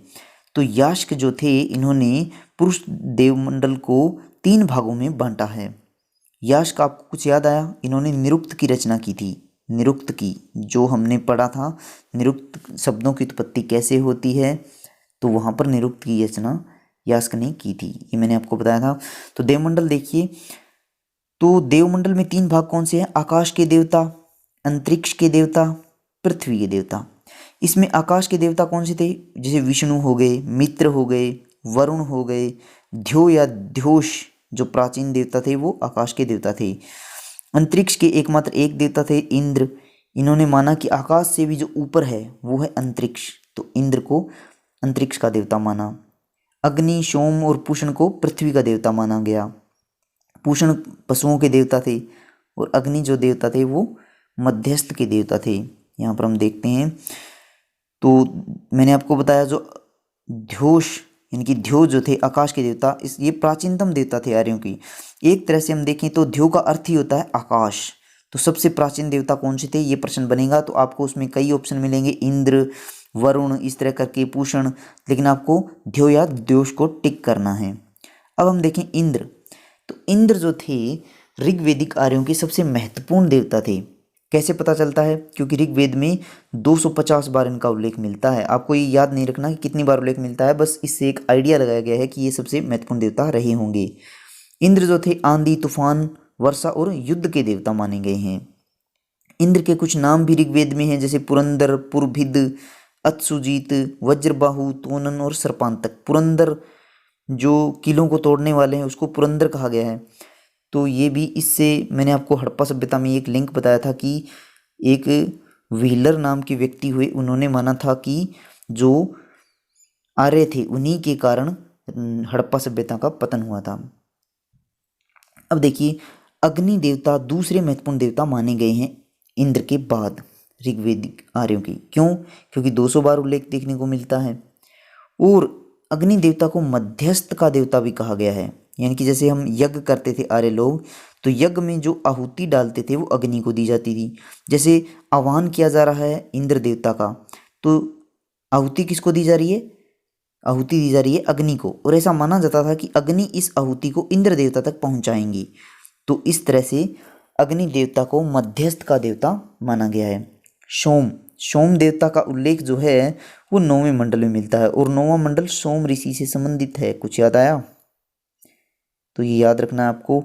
सोम और पूषण को पृथ्वी के देवता माने गए हैं, और पूषण तो पशुओं के देवता हैं, ये मैंने आपको पहले ही बताया था। तो पूषण पशुओं के देवता हैं, और ये सोम, पूषण और अग्नि तीनों ही देवता पृथ्वी के देवता हैं। इसके बाद देखिए वरुण जो है तीसरे सबसे महत्वपूर्ण देवता माने गए हैं ऋग्वेदिक आर्यों की। और वरुण को प्राकृतिक नियम यानी कि ऋत का अधिपति या संचालक भी कहा गया है।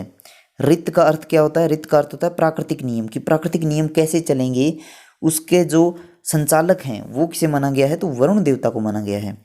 वरुण देवता का निवास स्थान माना गया है 1000 खंभों वाला महल, यानी कि स्वर्ग में जो 1000 खंभों का महल है उसे माना गया है वरुण का निवास स्थान। अब सामाजिक स्थिति देखें तो समाज जो था ऋग्वेद में वो कर्म प्रधान था, यानी कि कर्म के आधार पर समाज में व्यक्ति का अहोदा होता था। समाज पितृसत्तात्मक था।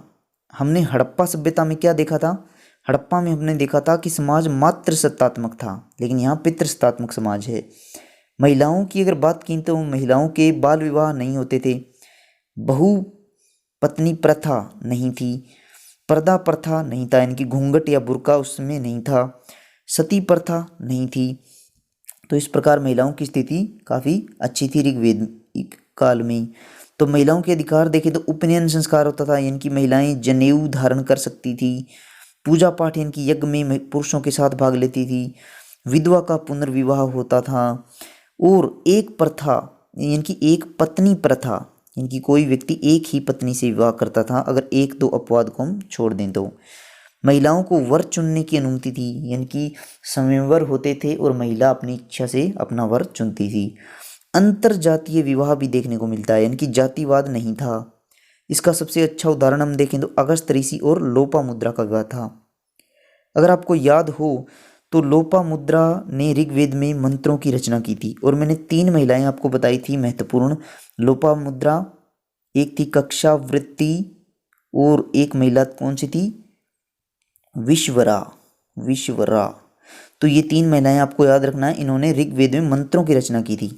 और एक महिला मैंने आपको बताई थी गार्गी, ये उत्तर वैदिक काल में पढ़ेंगे। इनका संबंध ऋग्वेद से बिल्कुल भी नहीं है। अब देखिए, जो वर्ण व्यवस्था मैंने आपको बताया था 10वें मंडल में पुरुष युक्त, 10वें मंडल में आपको मैंने नदी शुक्त भी बताया था, याद हो, नदी शुक्त शुरू में हमने जिक्र किया था, तो उसी मंडल की बात हो रही है। तो इसमें पुरुष युक्त है, जहाँ पर वर्ण व्यवस्था सबसे पहले देखने को मिलती है कि एक विराट पुरुष के मुख से ब्राह्मण का उत्पत्ति हुई है, भुजाओं से क्षत्रियों की उत्पत्ति हुई है, और पेट से वैश्यों की उत्पत्ति हुई है, और पाँव से शूद्र की उत्पत्ति हुई है। तो इस प्रकार ये वर्ण व्यवस्था ऋग्वेद के 10वें मंडल में देखने को मिलती है। तो ये पूछा जाता है कि किस मंडल में वर्ण व्यवस्था का उल्लेख है, तो 10वें मंडल में वर्ण व्यवस्था का उल्लेख मिलता है। लेकिन देखिए, वर्ण व्यवस्था का उल्लेख तो है ऋग्वेद में, लेकिन ये व्यवस्था जटिल नहीं थी, यानी कि ये कोई अनिवार्य नहीं था कि आप इसको मानो ही मानो। तो वर्ण व्यक्ति कोई भी कार्य कर सकता है, यानी कि कोई भी वर्ण का अगर व्यक्ति है तो वो कोई भी कार्य मतलब कर सकता था। लेकिन अगर हम बात करें उत्तर वैदिक काल आते आते, इस काल के बाद का जो काल है, यानी कि अभी हम जो 1500 ईसा पूर्व से 1000 ईसा पूर्व का जो समय काल देख रहे हैं, इसके बाद जो काल आएगा 600 ईसा पूर्व तक का, यानी कि 1000 से 600 ईसा पूर्व, इसको उत्तर वैदिक काल कहा गया। तो इस काल में आकर ये व्यवस्था जटिल हो जाएगी। और पूर्व वैदिक काल में अगर हम देखें तो वर्ण शब्द का जो उल्लेख है वो किस संदर्भ में है, तो रंग के संदर्भ में प्रयोग किया गया है, न कि जाति के रूप में। ये भी पूछा जाता है कि वर्ण जो शब्द का प्रयोग किया है वो किस संदर्भ में किया गया है, तो ये रंग के संदर्भ में किया गया है। उसके बाद देखिए, मैं आपसे 3 प्रश्न पूछता हूँ, इनके आंसर आपको कमेंट बॉक्स में देने हैं। तो सबसे पहला प्रश्न है, आर्यों की सबसे प्राचीनतम संस्था कौन सी थी? कमेंट बॉक्स में बताइए, मैं जानना चाहता हूँ कि आपने कितना गेन किया है। दूसरा है कि आर्यों ने ऋत का अधिपति किस देवता को माना है? और तीसरा प्रश्न है, दासराज्य युद्ध किस नदी के तट पर हुआ और किस मंडल में दासराज्य युद्ध का उल्लेख मिलता है? वैदिक सभ्यता आर्यों की देन थी, जो कि 1500 ईसा पूर्व से 600 ईसा पूर्व तक देखने को मिलती है, और इस कालखंड को वैदिक कालखंड कहा गया है। तो वैदिक काल में 2 भाग हैं, पूर्व वैदिक काल और उत्तर वैदिक काल। जो शुरुआत का 500 वर्ष का समय काल था 1500 ईसा पूर्व से 1000 ईसा पूर्व, इसमें हमने देखा कि आर्य किस प्रकार ईरान, अफगानिस्तान से होते हुए पश्चिमोत्तर भारत में प्रवेश करते हैं। आर्य मूल रूप से कहाँ के थे? यूरोपीय थे, और ईरान, अफगानिस्तान के रास्ते होते हुए भारत में प्रवेश करते हैं। और इस कालखंड में ये सिर्फ सिंधु नदी और सिंधु नदी के सहायक नदियों का उल्लेख करते हैं, और मेनली जो पंजाब क्षेत्र है इसका उल्लेख ये करते हैं। ये यहाँ तक हम देख चुके थे। अभी हम देखेंगे उत्तर वैदिक काल को। उत्तर वैदिक काल में क्या होता है कि आर्य निरंतर पूर्व की ओर बढ़ते जा रहे थे, और इस काल में इन्हें सिंधु नदी के आगे का जो गंगा घाटी का क्षेत्र था उससे ये परिचित हो चुके थे। और इनको विंध्य पर्वत, अगर हम देखें तो गंगा घाटी क्षेत्र ये है, विंध्य पर्वत की इन्हें जानकारी हो गई थी, नर्मदा नदी की इन्हें जानकारी हो गई थी, और इसके अलावा जो अरब सागर है और बंगाल की खाड़ी है, इन क्षेत्रों की जानकारी इन्हें हो गई थी। लेकिन यहाँ पर देखें तो सदानेरा नदी के पूर्व में अंग और मगध जो क्षेत्र थे, इसकी जानकारी मतलब आर्यों की संस्कृति यहाँ तक अपना प्रभाव नहीं बना चुकी थी। तो इसको ये व्रात्य कहते थे, यानी कि निम्नकुट्टीय व्रात्य। ये सब हम आगे भी देखेंगे। तो देखते हैं सबसे पहले उत्तर वैदिक काल की कुछ विशेषताएं। तो लोहे की शुरुआत हो चुकी थी इस काल में आते आते उत्तर वैदिक काल में। इससे पहले हड़प्पा सभ्यता में लोहा नहीं था, पूर्व वैदिक काल में भी लोहा नहीं था। अब 1000 ईसा पूर्व से 600 ईसा पूर्व का जो समय है, इसमें लोहे का साक्ष्य देखने को मिलता है। और प्रश्न बनता है कि भारत में लोहे का सबसे प्राचीनतम साक्ष्य कहाँ देखने को मिलता है? तो ये मिलता है अतिरंजी खेड़ा में, यानी कि एटा में। एटा जो कि उत्तर प्रदेश में है, यहाँ पर देखने को मिलता है। आर्यों ने लोहे के अस्त्र शस्त्र बनाए और कृषि के औजार बनाए। तो इन दो रूपों में लोहे का प्रयोग यहाँ देखने को मिलता है। आर्यों के जीवन में अब स्थायित्व आ चुका था। वो पशुपालन यानी कि अर्ध यायावर और घुमक्कड़ से क्या हो गए थे? स्थायी। और उनकी अर्थव्यवस्था भी क्या हो गई? कृषि प्रधान हो गई। पहले क्या था? पशुपालन करते थे, और अभी क्या हो गए? कृषि करने वाले किसान हो गए धीरे धीरे। तो इसके बाद इनके जो कबीले थे, यानी कि छोटे छोटे कबीले, वो क्या हो गए? जनपदों में एक तरह से संगठित होने लगे। वर्ण व्यवस्था हमने देखा, ऋग्वेद के 10वें मंडल में वर्ण व्यवस्था का जो उल्लेख मिलता है, लेकिन वहाँ वो जटिलता नहीं थी। उत्तर वैदिक काल आते आते ये व्यवस्था क्या हो गई? जटिल। यानी कि कोई अगर क्षत्रिय है तो वो क्षत्रिय के ही कार्य करेगा, और वैश्य है तो वो कृषि या व्यापार करेगा, न कि कोई और वर्ण का कार्य। तो इस प्रकार ये समाज जाति प्रधान हो गया। पहले क्या था? समाज कर्म प्रधान था, और अभी हो गया जाति प्रधान। उत्तर वैदिक काल में मेनली देखें तो धार्मिक कर्मकांड बहुत ज़्यादा होने लगे, यज्ञ बड़े बड़े होने लगे, जबकि पूर्व वैदिक काल में ऐसा नहीं था। क्षेत्र विस्तार देखें तो हमने देखा था कि पूर्व वैदिक काल के आर्य केवल सप्त सिंधु क्षेत्र तक सीमित थे, यानी कि पश्चिमोत्तर भारत में गंगा घाटी के बारे में नहीं जानते थे। लेकिन उत्तर वैदिक काल आते आते आर्य क्या हुए? इन्हें गंगा घाटी से परिचित हो गए। नर्मदा नदी, अरब सागर, बंगाल की खाड़ी, इस सब क्षेत्र के बारे में जान चुके थे। और जो विंध्य पर्वत है, इसका स्पेशली उल्लेख मिलता है शतपथ ब्राह्मण ग्रंथ में, कि उत्तर वैदिक काल के आर्यों को इसकी जानकारी हो गई थी। और शतपथ ब्राह्मण ग्रंथ क्या है? सबसे बड़ा ब्राह्मण ग्रंथ है, जो कि यजुर्वेद पर लिखा गया है। यजुर्वेद पर आधारित ये ग्रंथ है। इसके बाद हम देखें तो मैंने आपको बताया था कि गंडक नदी, जिसको सदानीरा नदी कहते हैं, इसके पूर्व में जो क्षेत्र थे अंग और मगध, उसको व्रात्य क्षेत्र कहा गया, क्योंकि वहाँ पर आर्यों की मान्यता नहीं पहुँची थी। आर्य उनको क्या मानते थे? निम्न कुल या निम्न कोटि के। इसके बारे में हम जिक्र कर चुके हैं। अब देखें तो आर्यों का पूर्व की ओर विस्तार जो निरंतर हो रहा था, उसमें महत्वपूर्ण भूमिका थी लोहे और अग्नि की। तो ये जिक्र कहाँ मिलता है? ये भी शतपथ ब्राह्मण ग्रंथ में ही उल्लेख मिलता है कि आर्यों को आगे बढ़ाने में लोहे और अग्नि ने महत्वपूर्ण योगदान दिया, क्योंकि जो जंगल थे उनको लोहे के औजारों से साफ किया गया और अपशिष्टों को जलाकर आगे का मार्ग बनाया गया। तो ये जानकारी कहाँ से मिलती है? शतपथ ब्राह्मण ग्रंथ से। तो आप 4 ऑप्शन दे दिए जाएंगे, जैसे शतपथ ब्राह्मण ग्रंथ, और जो कोई उपनिषद का नाम जैसे ज्वालो उपनिषद, कठो उपनिषद, अथर्ववेद। तो आपको ये जानकारी शतपथ ब्राह्मण ग्रंथ पर टिक लगाना है कि लोहे और अग्नि की भूमिका थी आर्यों को आगे बढ़ाने में। ये जानकारी शतपथ ब्राह्मण ग्रंथ से मिलती है। इसके बाद अर्थव्यवस्था देखें तो आर्यों की अर्थव्यवस्था कैसे बदली। तो उत्तर वैदिक काल आते आते क्या हो गया? जीवन स्थायी हो गया और अर्थव्यवस्था क्या हो गई? कृषि पर आधारित। और मुख्य पेशा क्या हो गया? अब कृषि हो गया। इससे पहले क्या था? पशुपालन। तो आपको ध्यान रखना है कि पूछा क्या जा रहा है। अगर पूछा जाए कि उत्तर वैदिक कालीन आर्यों का पेशा क्या था? मुख्य पेशा, तो आपको कृषि को टिक करना है। अगर पूछा जाए पूर्व वैदिक काल या ऋग वैदिक काल का आर्यों का मुख्य पेशा, तो आपको पशुपालन को टिक करना है। तो कृषि में लोहे के हल का प्रयोग होने लगा, क्योंकि लोहे की खोज हो चुकी है। और इस लोहे के हल को कहा गया पवीरवंत या प्रवरिवम। इससे पहले भी अगर हम देखें तो एक हल का जिक्र आया था जिसको लांगर कहा गया था। लांगर ये पूर्व वैदिक काल यानी कि ऋग वैदिक काल का हल था, और ये हल लकड़ी का बना था, लकड़ी का था। जबकि पवीरवंत या प्रवरिवम जो हल है वो लोहे का है। लोहे धातु को क्या कहा गया था? अयश्याम, श्याम ऐश या कृष्ण ऐश, ये लोहे धातु के लिए शब्द प्रयोग हुआ है। और इन हलों को खींचने के लिए 6, 8, 10 और 12 इस तरह से बहुत ज़्यादा संख्या में बेलों का प्रयोग भी होने लगा, क्योंकि कृषि का क्षेत्र इनका धीरे धीरे बढ़ता जा रहा था, इसलिए ज़्यादा संख्या में बैल लगाते थे। उत्तर वैदिक काल में कई अनाजों का उल्लेख मिलता है, जैसे कि चावल, जौ, बाजरा, उड़द, इस तरह से। और जौ तो आपने देखा कि पूर्व वैदिक काल में सिर्फ यही अनाज था, जौ, लेकिन अब बहुत सारे अनाज आ गए हैं। जौ को यव कहा गया था, यव। तो इस प्रकार जौ का उल्लेख पहले भी मिलता था, अब उत्तर वैदिक काल में भी इसका उल्लेख है। उत्तर वैदिक काल में क्या होता है, एक वैज्ञानिक है पृथुवेन्य का जिक्र भी मिलता है। और ये जिक्र कहाँ मिलता है, अथर्ववेद में। तो ये पूछा जा सकता है कि किस वेद में अथर्ववेद, मतलब एक कृषि वैज्ञानिक पृथुवेन्य का जिक्र मिलता है, तो आपको ऑप्शन करना है अथर्ववेद। अथर्ववेद काफ़ी महत्वपूर्ण है। पीछे भी हमने देखा सभा और समिति, जो दो संस्थाएं थी, उसका उल्लेख भी अथर्ववेद में था। और आपको याद हो तो गोत्र शब्द का सबसे पहले उल्लेख भी अथर्ववेद में ही देखने को मिलता है।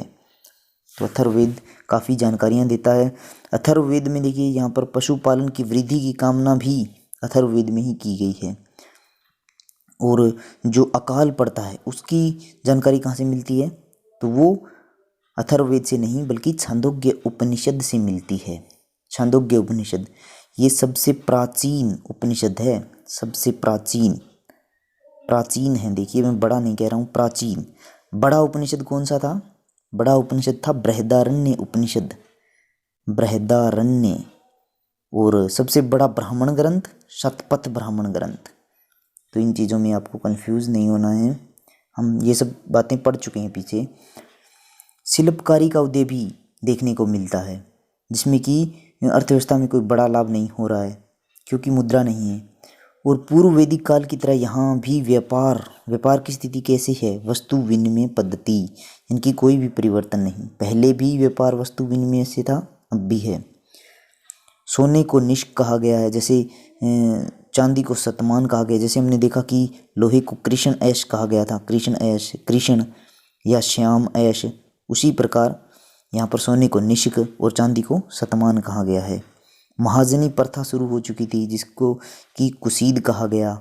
और इस प्रथा में जो महाजन होते थे उनको कुसीदीन कहा गया। तो आपसे पूछा जाएगा कि महाजनी प्रथा किस युग में शुरू हुई, तो ये उत्तर वैदिक काल में शुरू हुई। इसके बाद अगर हम देखें राजनीतिक स्थिति, तो उत्तर वैदिक काल के जो आर्य थे ये जनपदों का निर्माण करने लगे। छोटे छोटे कबीले क्या है मिलके बड़े कबीले बनने लगे। जैसे कि भरत कबीला और पुरु कबीला मिलकर क्या हुआ, कुरु जनपद, जिसकी राजधानी हस्तिनापुर थी।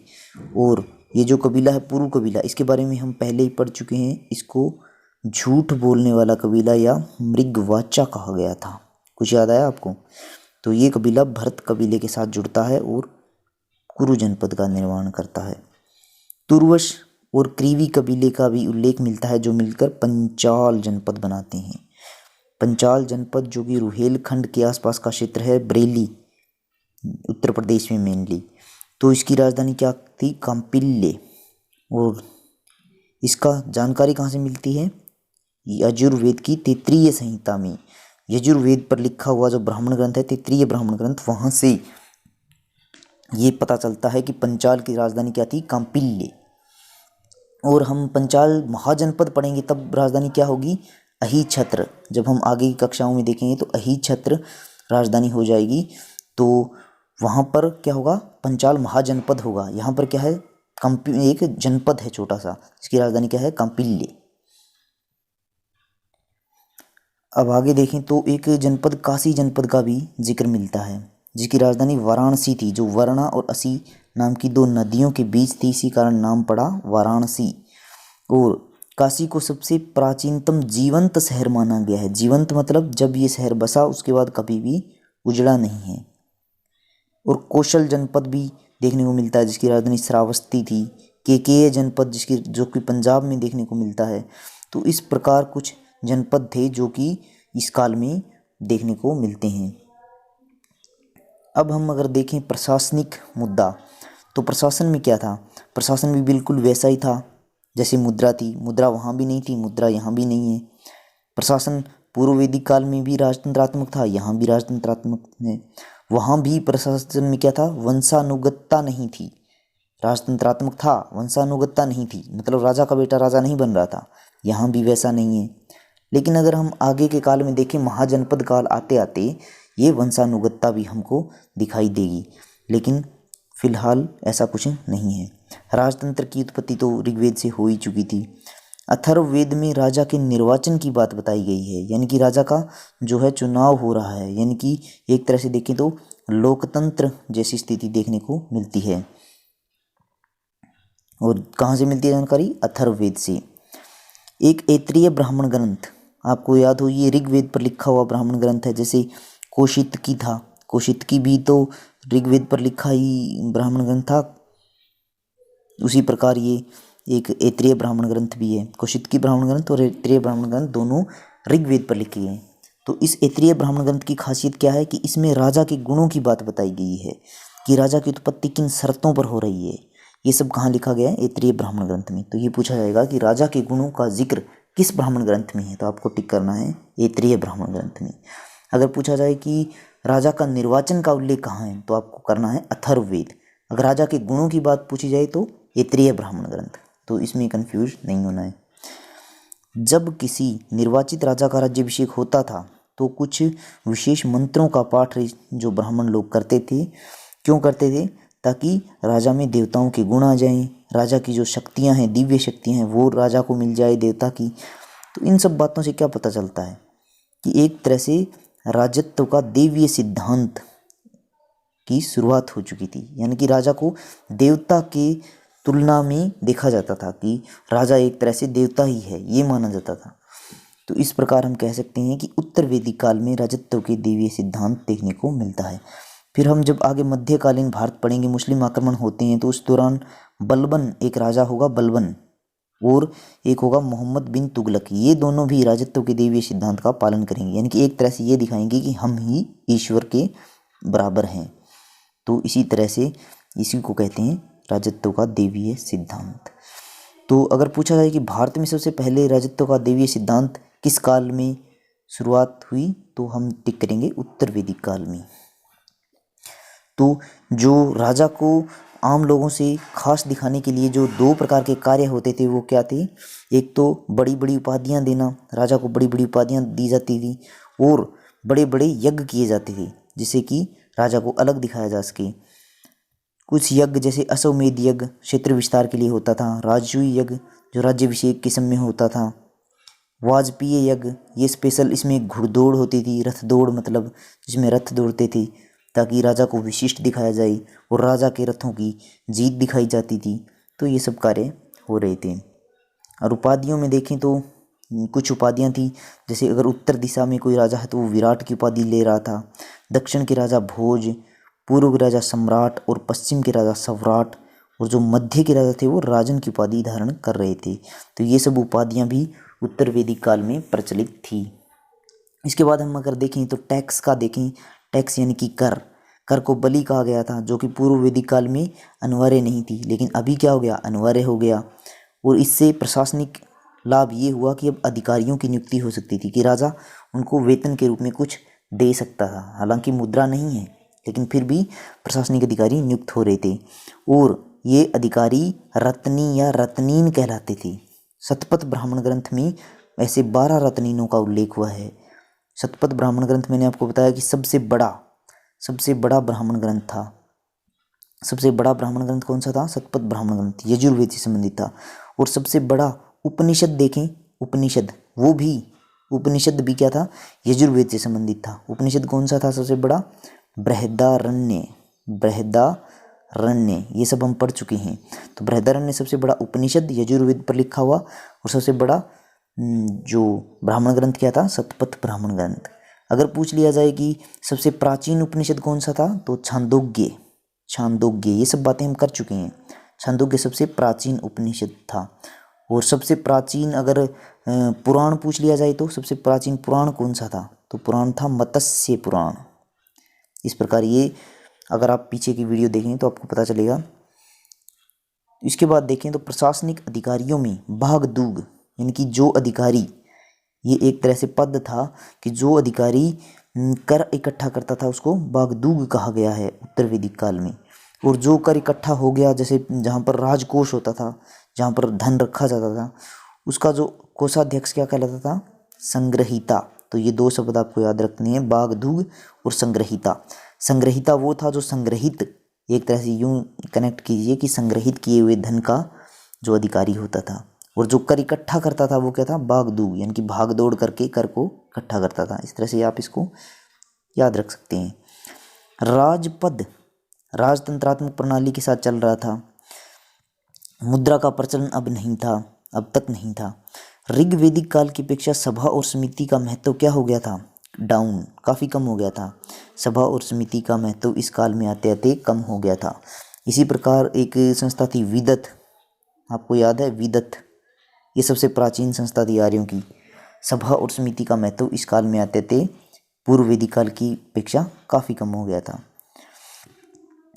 और लेकिन क्या था, जो राजा था वो इतना क्रूर नहीं था, यानी कि प्रखर नहीं था। ऐसा नहीं था कि राजा ने जो बोल दिया वो सत्य है ही है, उसको मानना ही मानना है। क्यों?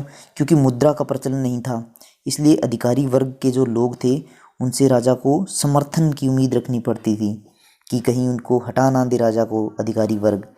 तो इस प्रकार ये उल्लेख ये भी मिलता है कि जब राजसूय यज्ञ हो जाता था तो राजा उपहार देता था अधिकारियों को, उनके घर जाता था ताकि वो उसका समर्थन करते रहें। तो इस प्रकार की प्रशासनिक स्थिति भी देखने को मिलती है।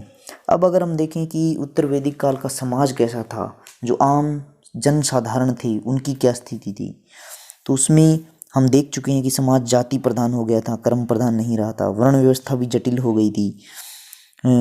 तो जो निश्चित वर्ण के लिए कार्य निश्चित कर दिए, ये जिक्र हम पहले कर चुके हैं। और जो महिलाएं थी उनकी स्थिति काफ़ी खराब हो गई थी उत्तर वैदिक काल आते आते। द्विज के दो अर्थ होते हैं, एक तो उपनयन संस्कार, एक दोबारा जन्म लेना। उपनयन संस्कार का अर्थ है कि जनेऊ धारण कर सकता है। तो जनेऊ कौन धारण नहीं कर सकता, कौन कर सकता है? तो इसमें द्विज में ब्राह्मण जनेऊ धारण कर सकते थे, क्षत्रिय कर सकते थे और वैश्य कर सकते थे। लेकिन शूद्रों को न तो दोबारा जन्म ले सकते थे और न ही उपनयन संस्कार इनका होता था, यानी कि शूद्रों को द्विज से बाहर रखा गया। इस कारण शूद्र काफ़ी नाराज भी होते हैं और वर्ण व्यवस्था में ये फूट का एक कारण भी आगे देखने को मिलेगा। उत्तर वैदिक काल में आश्रम व्यवस्था की शुरुआत होती है।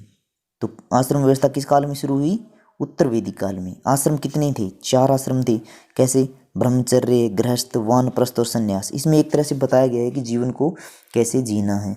जब आपकी आयु 25 वर्ष तक है, शुरुआत से लेके 25, तो आपको क्या करना है? विद्या अध्ययन करना है, ज्ञान अर्जन करना है और धर्म के कार्य करना है। उसके बाद अगर आपकी आयु 50 वर्ष तक है, 25 से 50, तो आपको गृहस्थ धर्म में रहना है, अर्थ और काम, आर्थिक गतिविधियां ये सब करना है।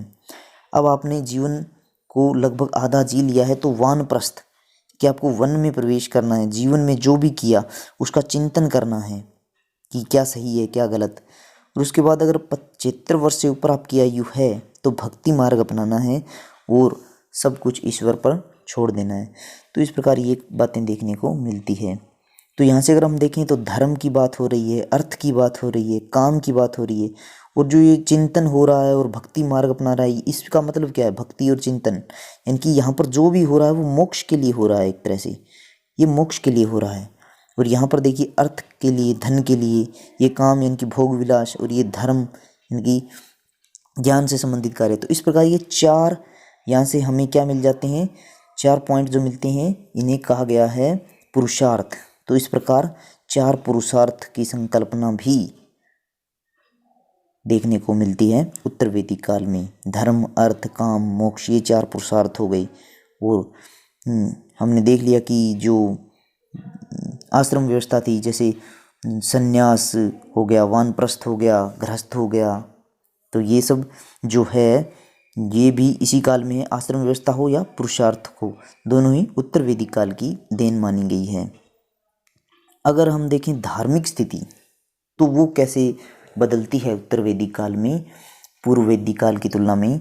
तो देखिए पूर्व वैदिक काल में हमने देखा कि इंद्र सबसे महत्वपूर्ण देवता थे, नंबर 1। 2 नंबर पर अग्नि देवता सबसे महत्वपूर्ण, तीसरे पर वरुण थे। लेकिन उत्तर वैदिक काल में क्या होता है?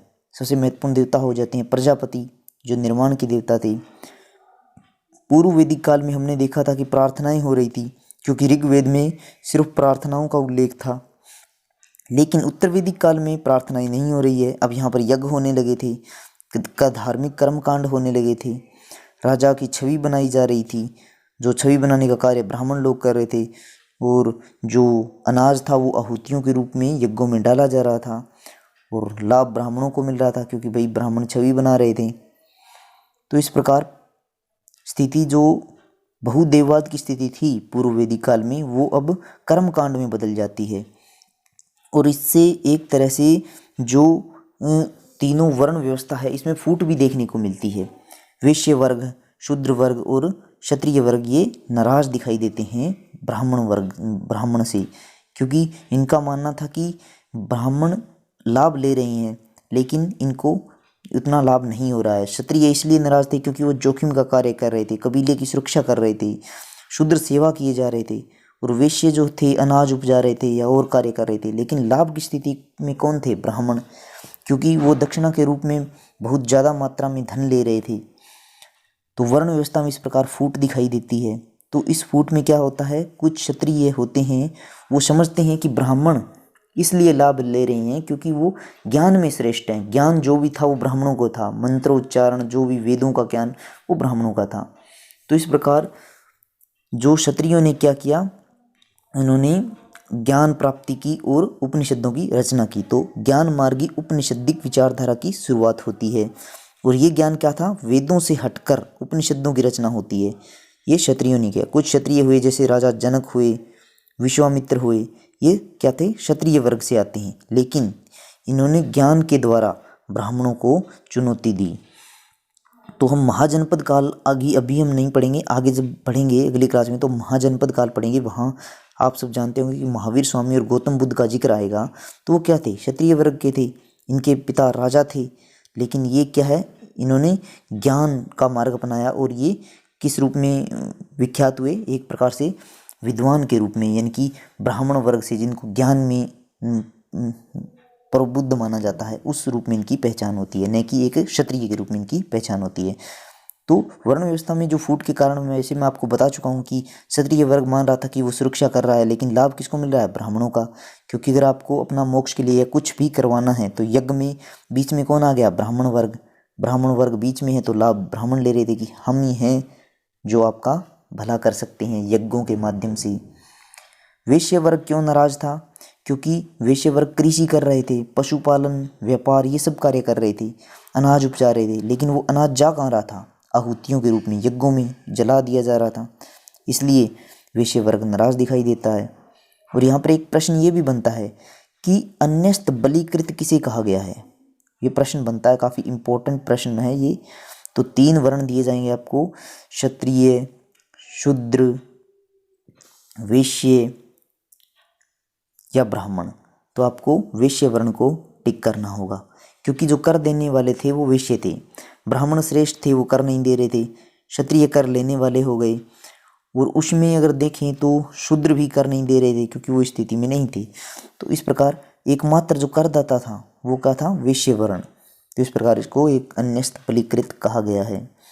शूद्र वर्ग में अगर देखें तो ये निचले पायदान पर था, इसलिए ये फूट का कारण बनता है, क्योंकि वो केवल सेवा कर रहे थे। उनके अधिकार, कोई भी उनको अधिकार प्राप्त नहीं था, उनके हितों की रक्षा नहीं हो रही थी, इसलिए ये यहाँ पर फूट की स्थिति देखने को मिलती है।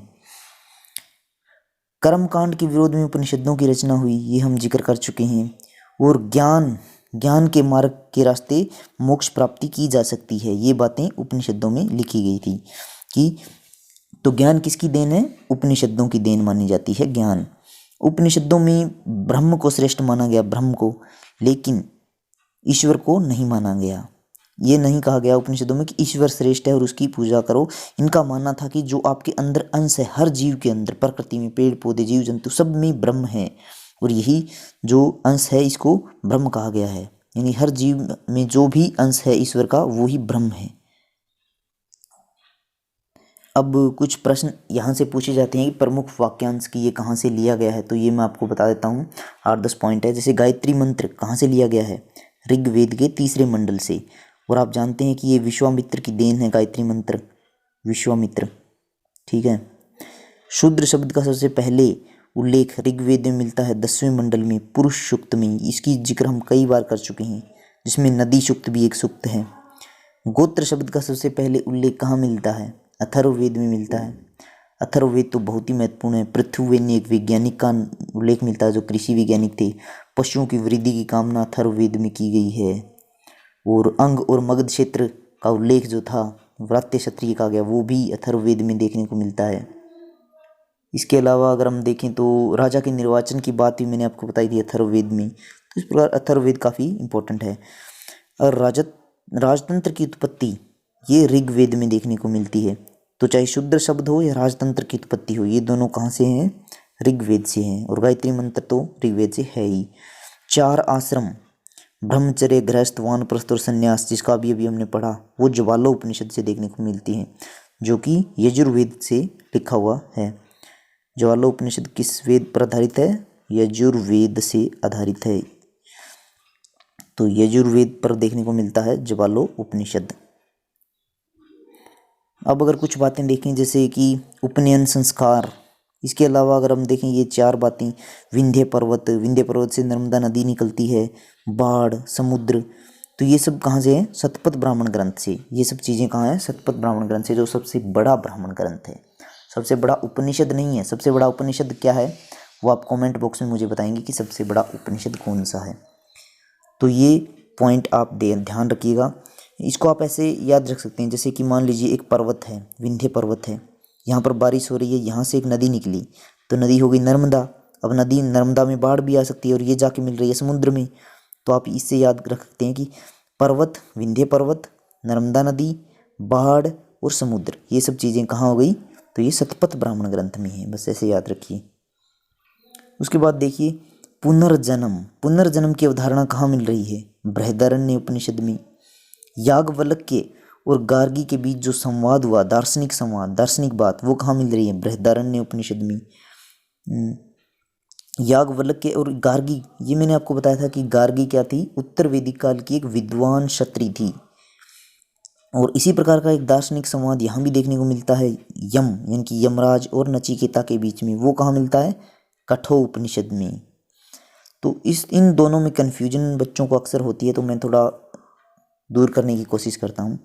आप देखिए यमराज जो होते हैं वो कठोर होते हैं, कठोर हृदय के माने जाते हैं। तो इनका जो दार्शनिक संवाद मिलेगा वो कठोपनिषद में मिलेगा। तो कठोर से कठोपनिषद, इसको कनेक्ट कीजिए कि यमराज बहुत कठोर होते हैं और कठोपनिषद। अब अगर हम देखें याज्ञवल्क्य और गार्गी के बीच जो दार्शनिक वार्तालाप है या संवाद है वो किस में मिलेगा? तो गार्गी एक महिला है, आप जानते हैं। तो महिलाओं की बातें बहुत लंबी होती हैं, इनकी बातें ख़त्म नहीं होती, इनकी बृहदा काफ़ी बड़ी होती हैं। बृहद का अर्थ ही होता है बड़ा। तो बृहदारण्य उपनिषद में क्या मिलता है? याज्ञवल्क्य और गार्गी का संवाद। और कठोपनिषद में मिलता है यम और नचिकेता। इस प्रकार आप क्लियर हुआ कुछ। पशुपति शिव का साहित्यिक उल्लेख कहाँ मिलता है? ये भी अथर्ववेद में मिलता है। और कृष्ण का देवकी के पुत्र के रूप में उल्लेख कहाँ मिलता है? छांदोग्य उपनिषद में। जो छांदोग्य उपनिषद है सबसे प्राचीन उपनिषद है, सबसे प्राचीन उपनिषद। और सबसे बड़ा उपनिषद कौन सा है वो कमेंट बॉक्स में अब भी आपको बताना है, मैंने बताया नहीं है। तो वीडियो आपको कैसा लगा कमेंट बॉक्स में अपनी प्रतिक्रिया जरूर दें। मिलते हैं नेक्स्ट वीडियो में। धन्यवाद।